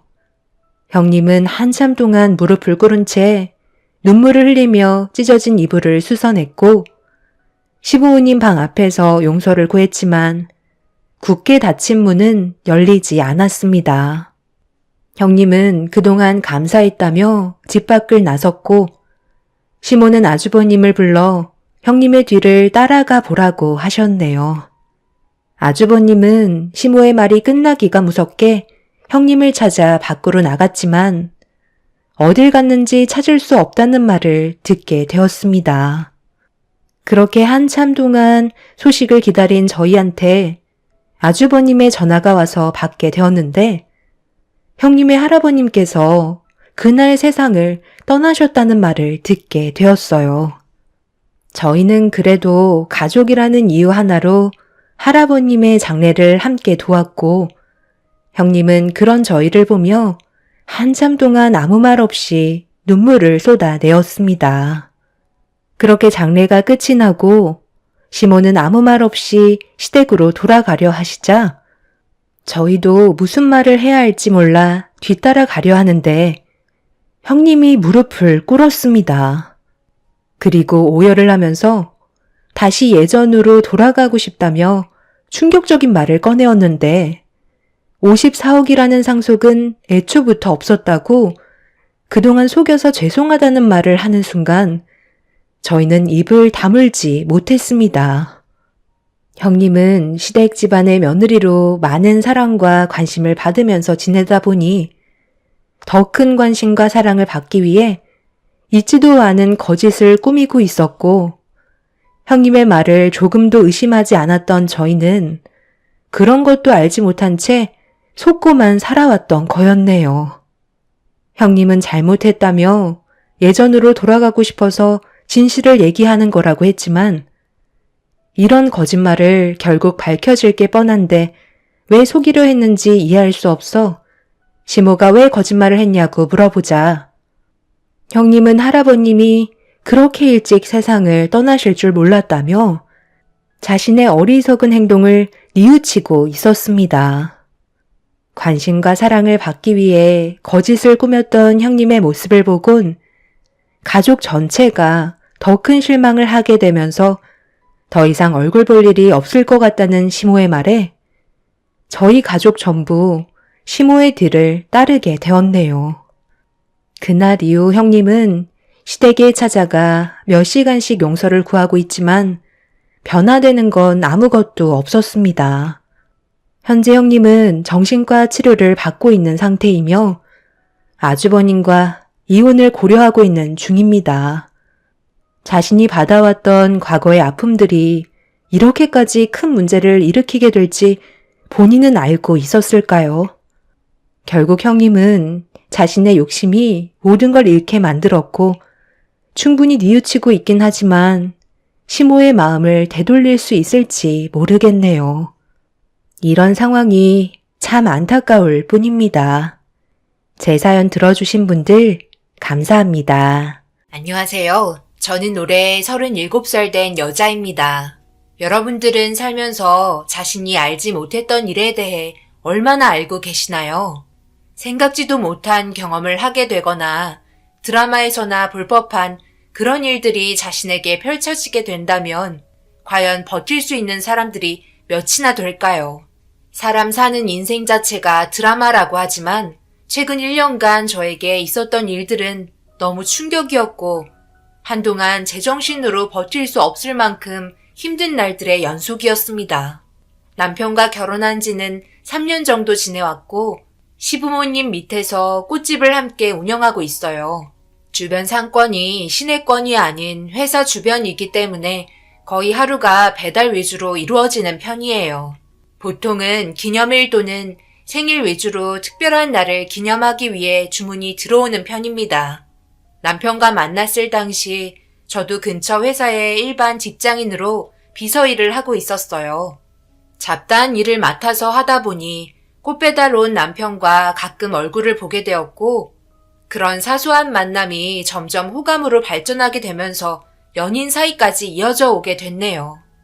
남편과 결혼까지 하게 될 거라곤 생각하지 못했었는데 마음 가는 대로 움직이다 보니 어느새 결혼식까지 진행되었고 다니던 회사를 그만두고 시부모님 밑에서 일손을 도우며 지내오고 있었습니다. 하지만 이 과정이 순탄치만은 않았어요. 시댁 집안에 비해 저희 집안이 가진 게 워낙 없어서 그런지 썩 마음에 들어 하지 않았습니다. 가난이라는 틀을 깨는 게 쉬운 건 아니더라고요. 성인이 되고 취업난에 뛰어들어 잘 먹고 잘 살겠다고 정신없이 발버둥 치며 살아왔는데 생각보다 모은 돈은 얼마 없었고 되려 무리한 노동력으로 치료비가 더 나가게 되는 악순환이 찾아왔어요. 아버지께서 몸소 누우시면서 차곡차곡 모아두었던 통장을 낄 수밖에 없었고 부모님은 절대 받으려 하지 않았지만 당장 치료하지 않으면 평생 장애를 안고 살아가야 하는 안 좋은 상황들 때문에 제가 모은 돈을 사용할 수밖에 없었어요. 여유 있는 삶을 살려고 노력하면 할수록 부자가 아닌 더욱더 가난의 늪에 빠져버리는 현실을 받아들일 수밖에 없었습니다. 풍요롭게 사는 거 바라지도 않고 그저 삼시세끼 굶지 않고 마음의 여유만을 찾고 싶어 열심히 살아온 건데 사람의 인생이 마음먹은 대로 흘러가지는 않네요. 그게 인생이기는 하지만 이런 부족한 저희 집안의 환경 때문에 시모는 결혼 초부터 마음에 들어하지 않으셨고 결혼에 대해 남편에게 다시 한번 생각해보라며 반대를 많이 하셨어요. 하지만 남편의 확고한 마음 때문인지 시모도 남편을 꺾지 못했고 겨우 결혼식까지 진행할 수 있었습니다. 그리고 시모가 원하는 대로 움직이며 살게 되었어요. 너는 지금 우리랑 손발 맞추며 일한 지 몇 년째인데 아직까지도 뭐가 어디 있고 어떤 일부터 해야 하는지 모르는 거야? 아니 어떻게 그 머리로 회사에는 취직할 수가 있었던 거니? 시키는 것도 제대로 하지 못하니 내가 찬소리 안 하게 생겼어? 그러니 회사에서도 남이 하기 싫은 잡일이나 하면서 살았겠지. 너 인생도 참 한심하다. 가뜩이나 칫불도 없는데 너희 사돈어른은 허리 다쳐서 누워만 있고 거동도 힘들어서 사부인이 뒤치다거리 다 해주니 삶이 좋아지겠어? 우리한테 빨대 꽂아서 버는 족족 갖다 바치고 있잖아. 우리 아들만 아니었으면 벌써 내쫓았을 텐데 내가 화내는 거 너는 이해해야 돼. 거참 너무 말을 심하게 하는 거 아니야? 새아가는 뭐 그렇게 살고 싶어서 그랬겠어? 나름 열심히 하려고 하는데 아침부터 그렇게 뭐라고 하면 시작되는 하루가 기분이 좋아? 왜 이렇게 못 잡아먹어서 안달이야? 마음 좀 편하게 가져. 그렇게 한다고 해서 좋아지는 게 뭐가 있는데 오늘 실수하면 내일 잘하면 되는 거지. 우리는 한평생 호흡 맞춰온 거지만 새아가는 이제 막 시작한 햇병아리잖아. 그럼 이런저런 실수도 눈 감아주고 하는 거야. 우리 예전에 했던 실수 그대로 하는 거니 이해해줘야지. 뭐든지 좋게 좋게 풀어나가려고 하다 보면 점점 괜찮아질 거야. 잘했다고 해야 더 열심히 하지. 맨날 윽박 지르면 잘할 것도 되려 못하는 거야. 저는 아무 말 없이 시모의 말에 고개를 끄덕이며 다음에 잘하겠다고 상황을 모면하려 했는데 옆에서 듣고 계시던 시부가 불편하셨는지 시모에게 한 소리 하면서 불똥이 제가 아닌 시부에게 튀어버렸고 결국 부부싸움까지 번지게 되면서 되려 제가 이 집에 들어와 좋은 점이 하나도 없다며 난리를 치기 시작했어요. 다른 직원분들도 몇 분 계셔서 서로 조심해야 하는데 기분 따라 행동하는 시모가 저는 참 어려웠어요. 어떤 식으로 비율을 맞춰야 할지도 모르겠고 이렇게 살 바엔 차라리 이혼하는 게 좋을 것 같다 생각했어요. 혼자 살아올 때도 불행했는데 저와 마음 맞는 남자 만나 행복하게 가정을 꾸리고 남편 닮은 아이 낳아 소박하게 살고 싶었지만 결혼해서 하나도 제가 원하는 방향으로 흘러가지 않아 많은 고민을 하게 되었어요.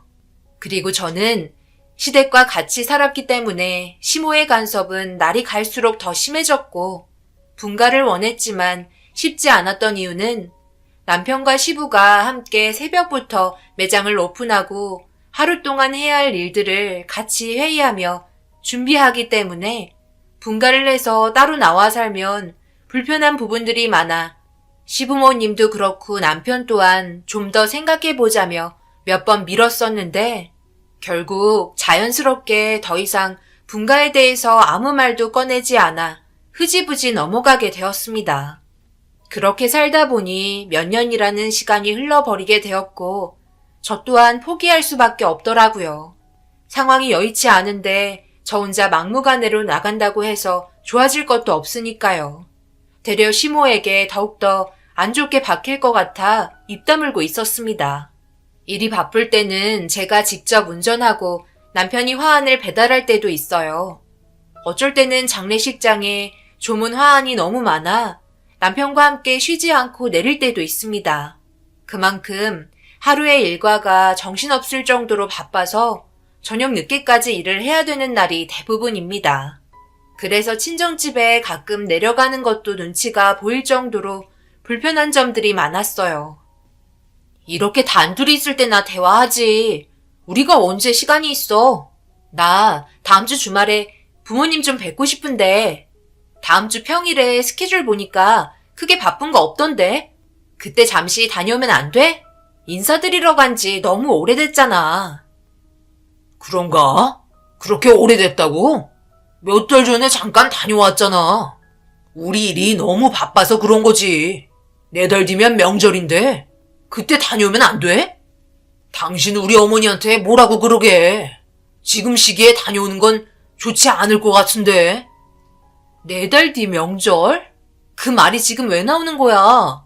내가 다음 주에 부모님 얼굴 보고 싶다는 건데, 그리고 내 남편이면 당연히 이런 문제 해결해줘야 하는 거 아니야? 당신까지 어머님 눈치 보면서 말도 못하면 나는 어떻게 결혼 생활하면서 살아가라는 거야. 하루하루 숨 막혀 죽겠다고. 내가 정신 나간 사람처럼 행동했으면 좋겠어? 숨 좀 쉬게 해줘. 알았어, 다녀와. 내가 어머니한테 말 잘해 놓을게. 그러니 열내지 말고. 나도 불편해 죽겠다고. 처음에는 듬직한 남편인 줄 알았는데 살다 보니 점점 바닥이 드러났고 시모 말 한마디면 대꾸도 하지 못하는 한심한 남편으로 전락해버렸어요. 그리고 아니나 다를까 남편과 대화한 그날 저녁 시모의 눈살이 찌푸러졌고 저를 향한 시선이 좋게 다가오지 않아 대충 눈치채며 조심히 시모 옆으로 다가가 말을 붙였습니다. 시모는 기다렸다는 듯 친정에 다녀오겠다는 제 말에 반기를 들었고 결국 저 또한 참아왔던 불만들을 털어놓게 되면서 걷잡을 수 없을 정도로 사태가 심각해졌어요. 잠깐 둘이 어디를 포내기라도 하면 꼭 뒷말이 나온다니까. 사돈댁에 가서 뭐하게? 그냥 얼굴 보고 싶어서 가는 거야? 지금 여기에 할 일이 얼마나 많은 줄 알아? 가뜩이나 일손 모자란데. 직원 1명 그만둔 거 알지? 주문 들어온 거 제작하는데도 시간 모자라 죽겠는데. 지금 너 입에서 사돈댁에 다녀온다는 말이 나오니? 왜 이렇게 개념 없는 행동을 자꾸 하는 건데? 어머님, 저도 좀 쉬고 싶어서 그래요. 그리고 겸사겸사 부모님 얼굴도 보고 싶고요. 아버지 몸 상태는 어떤지 확인도 하고 싶은데 왜 이렇게 저를 못 잡아먹어서 안달이세요? 제가 뭐 그렇게 잘못했나요? 결혼하고 지금까지 군말 없이 정말 열심히 시키는 건 다 하고 있잖아요. 하루 다녀온다고 해서 크게 달라지는 것도 없는데 그걸 가지고 개념 없다고 말하는 건 아닌 것 같아요. 지금 네가 이렇게 말대꾸 또박또박 하는 자체가 어른 공경하지 않고 개념 없는 행동이라는 거 모르는 거니? 내 아들이 몇 달 뒤에 명절이니까 그때 얼굴 봤으면 좋겠다고 얘기했었다며. 그런데 그게 싫다고 난리치면서 화냈다고 나한테 한숨 쉬며 말하는데 네가 얼마나 우리 집안을 얕잡아 보고 있었으면 그런 말들이 나와? 오늘 너 나랑 한번 해보자는 거야? 다시 한번 어디 다녀오겠다고 우리 아들을 통해 전달하려 하기만 해봐라. 내가 가만 안 둬. 결국 남편을 째려보며 참아왔던 눈물이 터져버렸고 너무 서러운 마음에 밖으로 뛰쳐나왔어요. 남편은 자기가 한 행동에 대해 미안했는지 따라 나왔고 저를 보며 위로해 줄 거라 생각했지만 되려 미련한 행동을 왜 사서 하려고 기를 쓰냐며 명절 올 때까지 기다렸으면 좋겠다고 불난 집에 되려 부채질을 하고 말았습니다. 이 일로 인해 시모를 향한 분노가 남편에게 불똥이 튀었고 결국 소리 지르며 난리치기 시작했어요. 그래도 융통성 있게 잘 설명해서 좋은 마음으로 보내줄 수 있을 거라고 생각했었는데 모든 건 제 판단 실수였고 안 좋은 감정만 더 키우게 되면서 더 이상 참을 수 없을 정도로 시댁 집안이 싫었습니다. 그래서 저 또한 예상 밖의 일을 저질러 버렸고 그날 바로 친정으로 올라가 버렸어요. 전화에 불이 날 정도로 울려대고 있는데 절대 받지 않았어요. 오래간만에 부모님 집에 찾아가 현관문을 열자 연락도 없이 와서 그런지 당황한 눈빛으로 엄마가 저를 반겨주셨고 따뜻한 미소로 저를 안아주자마자 그동안 서러웠던 감정을 전부 쏟아내게 되었어요. 얼굴 보자마자 눈물을 흘리니 엄마도 많이 놀란 듯 무슨 일이 있었냐며 물어보셨고 울음소리를 듣게 된 아빠가 천천히 문을 열고 걸어 나오셨어요. 허리 보호대를 착용하시고 나온 모습을 보니 너무 마음이 아팠습니다. 그때 결혼한 거에 대해 엄청난 후회가 밀려왔어요. 제가 곁에서 같이 있어줬다면 엄마도 힘들어하지 않았을 텐데 괜히 저 때문에 더 안 좋아진 것 같은 느낌이 들었고 더 이상 이렇게 사는 건 저와 부모님 모두 불행해질 거라 생각돼 부모님과 함께 있으면서 좋은 시간을 보낸 뒤 다음날 아침 일찍 다시 시댁으로 돌아왔어요.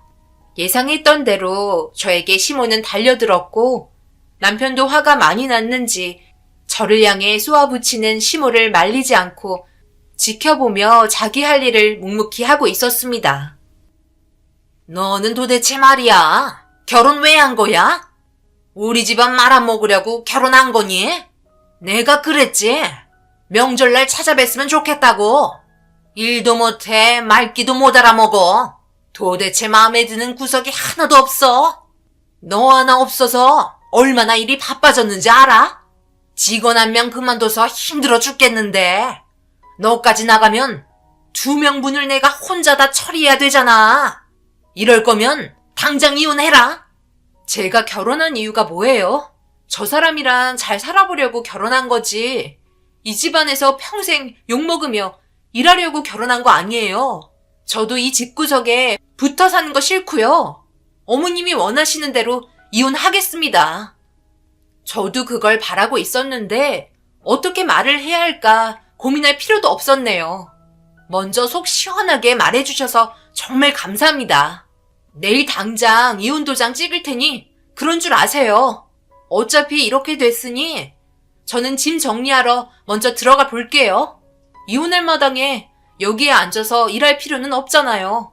그리고 오늘까지 일한 부분에 있어서 정확하게 계산해서 통장으로 입금해 주세요. 잠깐만, 기다려봐. 왜 이렇게 극단적이야? 지금 우리 엄마는 당신에게 잠시 화가 난 것뿐이잖아. 일이 바쁜데 연락 한 통 안 받았고 무조건 감정적으로 나가니까 당연히 서운한 말이 나갈 수도 있는 거지. 그거 가지고 지금 이혼하겠다고 당신까지 소리치면 어떡해? 그러지 말고 화 좀 가라앉혀. 어머니도 이제 그만하세요. 이혼하면 되려 손해인 거 몰라요? 왜? 이혼하면 막 부려먹을 사람 없어서 그런 거야? 딱 보니 그거네. 직원은 눈치 봐야 하는데 마누라는 눈치 안 봐도 되고 막 부려먹을 수 있으니 이만큼 편한 직원이 어디 있어. 당신이랑 나랑 껍데기만 부부 사이지 그냥 당신 집안에 가정부나 다름없잖아. 일 끝나서 집에 가면 저녁 밥상 차리고 빨래하고 다음날 출근해서 욕먹어가며 잡일은 내가 다 하고 이게 부부야? 한 번만 더 내 몸에 손대기만 해봐. 그땐 나도 가만히 있지 않을 거야. 잘 먹고 잘 살아, 이 나쁜 놈아. 시부모와 남편 모두 생각지도 못한 반응에 당황하면서 급하게 말리기 시작했어요. 그나마 인간적으로 대해주신 분은 시부였기 때문에 저를 진정시키기 위해서 조용한 곳으로 데려갔고 눈물을 흘리며 고개를 떨구고 있자 시모가 아닌 시부가 미안하다며 앞으로 스트레스 받지 않게 자기가 처신 잘하겠다고 흥분해서 몸을 떨고 있는 저에게 부족한 집안과 결혼해서 제가 이꼴을 당하는 것 같다며 미안해 하셨습니다. 침착하게 대화를 풀어나가려고 하는 시부의 모습에 극도로 흥분을 했었던 마음이 조금씩 진정이 됐고, 시부는 그런 저를 바라보더니 저녁 안 먹어서 배고프지 않냐며 잠시 장례식장에 화환을 배달해야 하는데 같이 가지 않겠냐고 저를 타일렀어요. 아무것도 하지 말고 차에만 있으라며 급하게 저를 태웠고, 돌아오는 길에 점심이나 같이 먹고 들어가자며 애써 웃어 보이셨습니다. 마지못해 차에 올라탔고 달리는 차 안에서 밖의 풍경을 보며 아침부터 장례식장을 향해 달려가기 시작했어요. 그래도 그 거리가 멀지 않았는데 드라이브하는 느낌이 들어 조금씩 기분은 가라앉았고, 어느새 도착한 장례식장에서 시부는 조문 화환을 내려주고 있는데 저도 그냥 차에 가만히 있을 수는 없어 시부를 따라 일손을 도와주고 있는데, 제 앞으로 지나가고 있는 장례 행렬에 잠시 멈추어 기다리고 있는 찰나 엄청난 일이 벌어지고 말았습니다. 눈물을 흘리며 들고 있는 영정사진이 눈에 들어왔고, 저도 모르게 장례 행렬을 막아섰어요. 사람들은 갑자기 막아선 저를 향해 이상한 눈빛을 보내며 화를 내고 있었고, 뒤에 있던 운구차 또한 비키라며 클렉슨을 울리고 있는데, 앞을 가로막아선 분들이 얼굴을 보곤 기겁을 하며 뒤로 넘어졌고, 영정 사진을 향해 천천히 걸어가기 시작하는 저를 보고 있던 다른 분들 또한 믿을 수 없다는 표정으로 모두가 털썩 주저앉았습니다. 그리고 알 수 없는 이름을 부르기 시작했고, 다른 한 분이 저에게 급하게 달려와 얼굴 여기저기를 만지기 시작했습니다. 그리고 눈앞에 다가온 영정사진을 천천히 들어 다시 확인한 순간 충격적이게도 저와 똑같이 생긴 사람이었어요. 비슷한 정도가 아닌 너무나도 똑같은 얼굴을 하고 있는 모습이 영정사진에 담겨 있었습니다. 다른 사람들 또한 말도 안 된다며 놀라기 시작했고, 생전 처음 보는 이름을 부르면서 제가 살아 돌아왔다며 믿을 수 없는 표정으로 손과 얼굴들을 만져보기 시작했어요. 그리고 눈물을 흘리면서 제 앞에 오열을 하던 한 사람이 정말 살아 돌아온 거 맞냐고 물어보자, 그제야 정신 차린 저는 아수라장이 된 장례 행렬을 보고 죄송하다며 뒤로 물러나려고 하는 순간 제 손을 확 잡아끈 한 사람이 다른 사람의 이름을 부르면서 자기를 못 알아보겠냐고 눈물을 보였습니다. 그 모습에 당황했고 고개를 절레절레 흔들자 점점 심각해지는 상황에서 영정사진에 있던 아버지인지 확인해보면 되지 않겠냐고 관을 들춰보라며 다른 사람들에게 지시를 내리고 있었어요. 당황한 사람들이 아닐 거라며 비슷한 사람일 뿐이라고 했지만 절대 그럴 수 없다면서 관을 들춰보라고 소리치기 시작했어요. 우왕좌왕하며 관계자를 불러 관을 다시 안으로 들여보냈고, 제 팔짱을 낀 채 놓지 않으려 애쓰고 있는 여성분은 아마도 영정사진에 있던 어머니 같았습니다. 너무 당황한 저도 아니라고 얘기했지만 핸드폰에 있던 사진들을 보여주기 시작했어요. 그 사진 속에 있던 모습은 전부 저와 똑같이 생긴 얼굴이었고, 관뚜껑이 들춰지는 순간 두근거리는 심장 소리가 귀에 들릴 정도로 긴장된 상태로 천천히 걸어가 감싸져 있는 얼굴을 들추자 믿을 수 없는 정도로 똑같은 얼굴을 하고 눈을 감고 있는 제 자신을 볼 수 있었습니다. 저도 너무 놀라 입을 틀어 막았고 똑같이 생긴 모습에 장례식장은 시끄러워지기 시작했어요. 저를 찾고 있던 시부가 제 옆으로 다가왔고 관 속에 있던 여자의 얼굴과 저를 번갈아 보며 시부 또한 놀라고 있었습니다. 장례식이 진행이 될 수 없는 상황까지 이르렀고 한참을 멍하니 있던 두 분이 저에게 다가와 말을 이어가기 시작했어요. 이게 어찌된 일인지 모르겠지만 지금 상황 저도 도저히 이해를 할 수가 없네요. 어떻게 이런 일이? 내가 생각하는 게 맞는다면 둘은 쌍둥이 같은데 왜 몰랐지? 그때 알았더라면 우리가 데려왔겠지. 당연히 고아원에서는 이제 막 태어난 신생아가 우리 딸 미영이 혼자였으니까 당신이 몰랐겠지. 그럼 이 여자는 그냥 닮기만 한 사람이라는 말이야? 그래도 그렇지 얼굴이 너무 똑같잖아. 혹시 뭔가 아는 거 없나요? 잘 생각해 보세요. 그쪽 집안에서 무슨 말 들은 거 없으세요? 전혀요. 저는 어렸을 적부터 저희 부모님과 함께 살았는데요. 지금 하시는 말이 도대체 무슨 말인지 전혀 모르겠어요. 그때의 기억이 잘 떠오르진 않지만 제가 몸이 좋지 않아 아기를 가질 수 없는 몸 상태였어요. 그래서 아이를 너무나 원했던 제가 남편과 상의 후 고아원에 찾아가 입양하기로 결정을 하게 되었고 때마침 저희가 찾아간 곳에 태어난 지 얼마 되지 않은 신생아가 울고 있더라고요. 그 모습이 어찌나 불쌍하고 안타까운지. 그래서 원장님과 상담 이후 저희 집으로 데려와 지금까지 잘 살며 지내왔었어요. 그런데 불행히도 퇴근하고 집으로 돌아오던 도중 교통사고를 당하면서 저희와의 인연이 끊어지고 말았네요.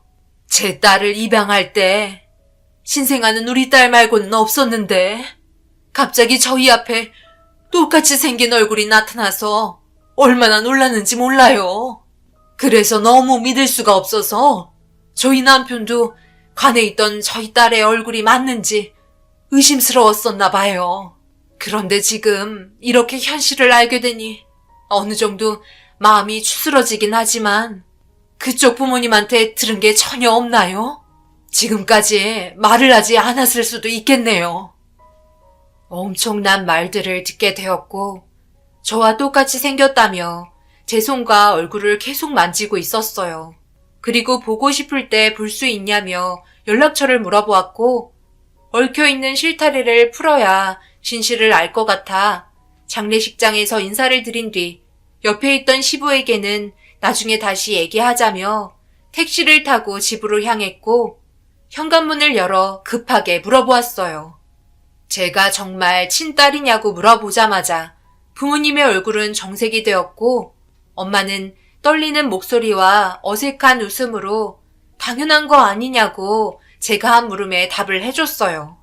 당연하다는 목소리에서 느껴지는 떨림에 모든 걸 알 수 있었고 진실을 얘기해줬으면 좋겠다며 장례식장에서 사진 몇 장을 핸드폰으로 전달받았던 걸 보여주자 경악을 하며 바라보셨습니다. 저희 부모님도 말도 안 된다며 어떻게 똑같은 얼굴이 있을 수 있냐고 믿을 수 없는 표정을 보여주셨고 그제서야 어머니는 어렵게 입을 떼셨습니다. 그리고 듣게 된 사실들은 충격적이게도 37년 동안 제가 알지 못했던 진실이 밝혀지고 말았네요. 너희 아빠랑 내가 예전에 잠시 고아원에 들린 적이 있었지. 너도 잘 알다시피 엄마 몸이 좋지 않잖아. 그래서 아기를 가질 수 없다는 판정을 산부인과에서 듣게 되었고 고민 끝에 너희 아빠와 함께 고아원을 찾게 된 거야. 그런데 태어난 지 얼마 되지 않은 네가 엄마의 품에 안기지 못해서 그런지 슬퍼하는 목소리로 울고 있더라고. 그 모습이 너무 안타까워 데려오려고 결심을 하게 되었고 원장님과 상담 끝에 우리 집에서 함께 살게 되었단다. 그런데 그때 원장님이 그러셨어. 네가 고아원에 오기 일주일 전에 신생아 한 명이 왔었다고. 아무래도 너를 낳아준 친엄마가 어떤 일이 있었는지는 모르겠지만 둘은 키우기 힘드니 한 명을 고아원에 두고 온 것 같아. 그런데 너까지 키울 수 있는 상황이 아니었는지 일주일 뒤에 너도 고아원에 두고 간 것 같구나. 그때는 알지 못했어. 그냥 우리가 너를 데려오기 일주일 전에 신생아 한 명이 왔었는데 누군가 데려갔다는 말만 들었었지. 그게 너와 똑같이 생긴 쌍둥이였을 거라곤 전혀 알지 못했단다. 그리고 지금까지 너희 친모는 어디에서 무얼 하고 있는지, 살아있는지, 세상을 떠난 건지 알 수가 없다. 그리고 우리가 굳이 너한테 입양했다는 말을 꺼내서 상처 줄 이유가 없잖니. 37년 동안 단 한 번도 너를 내 딸이 아니라고 생각한 적 한 번도 없단다. 엄청난 사실을 알게 되었고, 같은 날 태어나 다른 시기에 저와 똑같이 생긴 쌍둥이는 엄마의 손에 고아원으로 버려졌던 거였고, 그걸 37년 만에 알 수 있었습니다. 긴 세월 동안 한 번도 만나지 못했었던 제 쌍둥이를 장례식장에서 보게 된 건 너무나 큰 충격으로 다가왔었네요. 할 말을 잃었고 지금까지 이런 문제들을 저에게 말하지 않았던 부모님께 잠시 서운했었지만 저를 진심으로 사랑해서 꺼내지 않았던 진실들이라고 생각했어요. 그리고 그날 저녁 그분들에게 전화가 왔고 저희 부모님 얼굴을 보고 싶다며 집 주소를 요청했습니다. 부모님께 설명을 하자 흔쾌히 응했고 쌍둥이였던 그 사람의 부모님이 저희 집으로 들어오셨어요. 주변을 두리번거리며 저와 부모님의 상태를 확인했고 제 딸이 세상을 떠나면서 이런 인연을 만들어준 것 같다며 밖에서 누군가 대기하고 있었는지 집으로 불러들였고 무언가를 귓속말로 지시를 내렸습니다. 한 뱃속에 나와 다른 부모를 만나 37년 만에 각자의 인생을 다르게 살아왔던 저희가 비록 살아서 만날 수는 없었지만 그래도 각자 부모는 잘 만난 것 같아 어느 정도 마음의 위안은 되었고 저희 부모님과 한참을 대화하다가 돌발적인 질문에 당황을 했고 부모님 또한 어쩔 줄 몰라 하며 돌발 질문에 쉽게 답을 꺼내지 못했습니다. 괜찮으시다면 저도 부모로 받아들여 주실 수 있나요? 제가 그동안 너무 힘들었었는데 이렇게 얼굴을 보게 되니 제 딸이 살아있는 것 같고 어느 정도 마음에 진정이 되고 있는 것 같아요. 그 전까지는 하늘이 무너질 정도로 살고 싶지 않았었거든요. 가끔 얼굴만 보여줘도 되니 저희와 관계를 유지해 줄 수 있으실까요? 이것 또한 인연인데 제발 부탁드릴게요. 이렇게 해야만 살아갈 수 있을 것 같아서 그래요. 그건 저희도 이해 못하는 거 아니에요. 얼마나 마음이 아프시겠어요. 한평생 함께했던 딸이 세상을 떠났으니 그 마음 충분히 이해합니다. 제 딸 또한 모든 걸 이해해 줄 거예요. 우리 딸 어떻게 생각하니? 가끔이라도 얼굴 보여드릴 거니? 두 분의 진지한 대화 속에 저 또한 거절할 수 없었어요. 저를 세상 떠난 딸처럼 생각해주고 있었고 앞으로 가끔 얼굴 보러 와도 되냐며 눈물을 훔치셨습니다. 그런 간절한 마음 제가 어찌 거절할 수 있겠어요. 얼굴 보여준다고 해서 닳게 되는 것도 아니니 그분들의 의견을 따르기로 결정하게 되었어요. 그렇게 이런저런 대화가 한참 동안 오고 갔고 제가 결혼을 했고 시댁 집안과 함께 꽃집을 운영한다고 얘기하니 그분들 또한 저희 꽃집을 잘 알고 계셨고 꽤 자주 주문을 하신 것 또한 알 수 있었습니다. 그렇게 37년간 제가 알지 못했던 비밀이 밝혀지면서 또 다른 삶이 펼쳐지기 시작했어요. 그렇게 저는 며칠 뒤 다시 시댁으로 들어갔고 시부는 제가 겪은 상황에 대해서 가족들에게 설명을 하지 않았는지 아무도 모르고 있는 눈치였어요. 시부는 묵묵히 하시던 일을 계속 하셨고 시모는 제가 들어오자마자 잔소리를 퍼붓기 시작했습니다. 그만 좀 해. 한두 살 먹은 나이도 아니고 사람이 살면서 기분이 좋을 때도 있고 나쁠 때도 있는 거지. 그것 가지고 맨날 헐뜯으려 하다니 당신 정말 해도 해도 너무한다고 생각되지 않아? 한 번만 더 내 앞에서 우리 며느리 닥달하기만 해봐. 내가 뭘 어쨌길래 바람 쐬고 오라고 했다고 바빠 죽겠는데 이렇게 늦은 시간까지 집에 팔도 안 들여놔? 지금 며칠이나 지난 줄 알아? 그동안 뭐 했어? 집안이 아주 난장판인 거 알아 몰라? 오늘 들어가자마자 집안에 있는 빨래랑 대청소 싹 다 해놓고 방으로 들어가거라. 얘가 이제는 내가 하는 말에 대꾸도 안 하네. 입에 지퍼를 채웠나? 왜 말이 없어? 당신 살판 났지? 아버지가 전화하지 말라고 그래서 전화 안 하고 두고 보고 있었는데 정말 이건 아니지 않아? 결혼이 장난이야. 어떻게 된 게 항상 개인주의야. 얼마나 많은 일들이 밀려 있었는 줄 알아? 아버지가 말을 그렇게 했어도 이런 식으로 행동하면 안 되지. 진짜 나랑 이혼하려고 작정이라도 한 거야? 제발 정신 좀 똑바로 차리고 행동해. 이게 지금 무슨 말이야? 우리 딸 결혼해서 이런 수모 겪고 있었던 거니?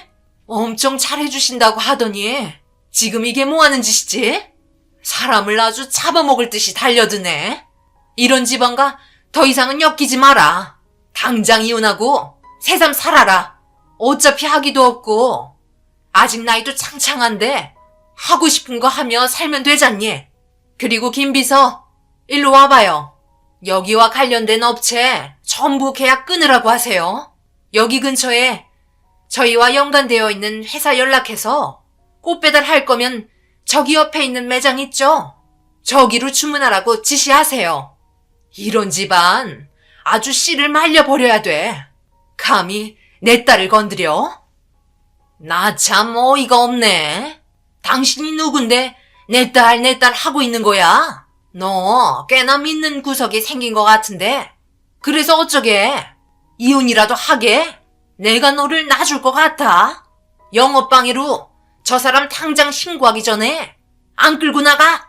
별것도 아닌 게 뭘 끊어? 시모는 어떤 상황인지 전혀 사태 파악을 하지 못했어요. 주변의 회사에서 손가락에 꼽힐 정도로 꽤나 영향력이 있는 회사를 운영하고 계셨고 주변 회사들과 상생하며 지내고 있었기 때문에 양어머니의 연락 한 통이면 주변에 있던 회사들 또한 웬만하면 따라줄 정도로 어느 정도의 위치를 가지고 있었습니다. 그런 걸 알지 못했던 시모는 평소와 똑같은 행동을 하게 되었고 이런 충격적인 모습을 보게 된 양어머니는 분노를 참지 못하고 모든 걸 동원해 시모의 집안을 망하게 만들려고 작정하셨어요. 결국 사태의 심각성을 알게 된 시모는 저와 남편이 이혼을 한 뒤에도 자존심 굽히지 않더니 저에게 찾아와 무릎을 꿇으며 그동안의 잘못에 대해 용서를 구했습니다. 마음 같아선 절대 용서해주고 싶지 않았지만 그동안 저에게 잘해주신 시부의 행동들이 떠올라 양어머니의 행동을 멈추게 했고 그 뒤로 시모와의 인연이 정말 끊어지게 되었습니다. 지금 현재 저는 과분한 사랑을 받으며 살아가고 있어요. 저희 부모님과 양부모님까지 생겨 행복합니다. 저보다 먼저 태어난 쌍둥이였던 언니는 세상을 떠났지만 저에게 좋은 부모님을 보내주셔서 그동안 어떻게 살아왔는지 많은 걸 느낄 수 있네요. 너무나 과분하게 대해주시고 계세요. 저희 부모님의 건강 상태가 걱정이 되셨는지 병원에서 치료받을 수 있게 많은 걸 지원해주고 계십니다. 그리고 저희 가족이 잘 살아갈 수 있게 넓은 집 또한 제공해 주셨어요. 그저 아무것도 원하지 않으셨고 곁에만 있어주며 저를 딸처럼 생각해 주시는 게 전부인 양부모님께 감사할 뿐입니다. 과거의 아픈 기억은 모두 잊어버리고 지금 현재 행복한 삶을 만끽하며 살고 싶어요. 그리고 먼저 세상 떠나게 된 쌍둥이 언니와는 37년 동안 단 한 번도 얼굴 본 적 없지만 이런 식으로 알 수 있게 된 것 또한 인연이라고 생각해요. 그곳에서도 행복하게 잘 지냈으면 좋겠네요. 제 사연 들어주신 분들, 사람 인연이라는 건 살면서 아무도 모르는 것 같아요. 여러분들의 삶 또한 항상 꽃이 필 수 있게 언제나 뒤에서 응원하겠습니다. 감사합니다.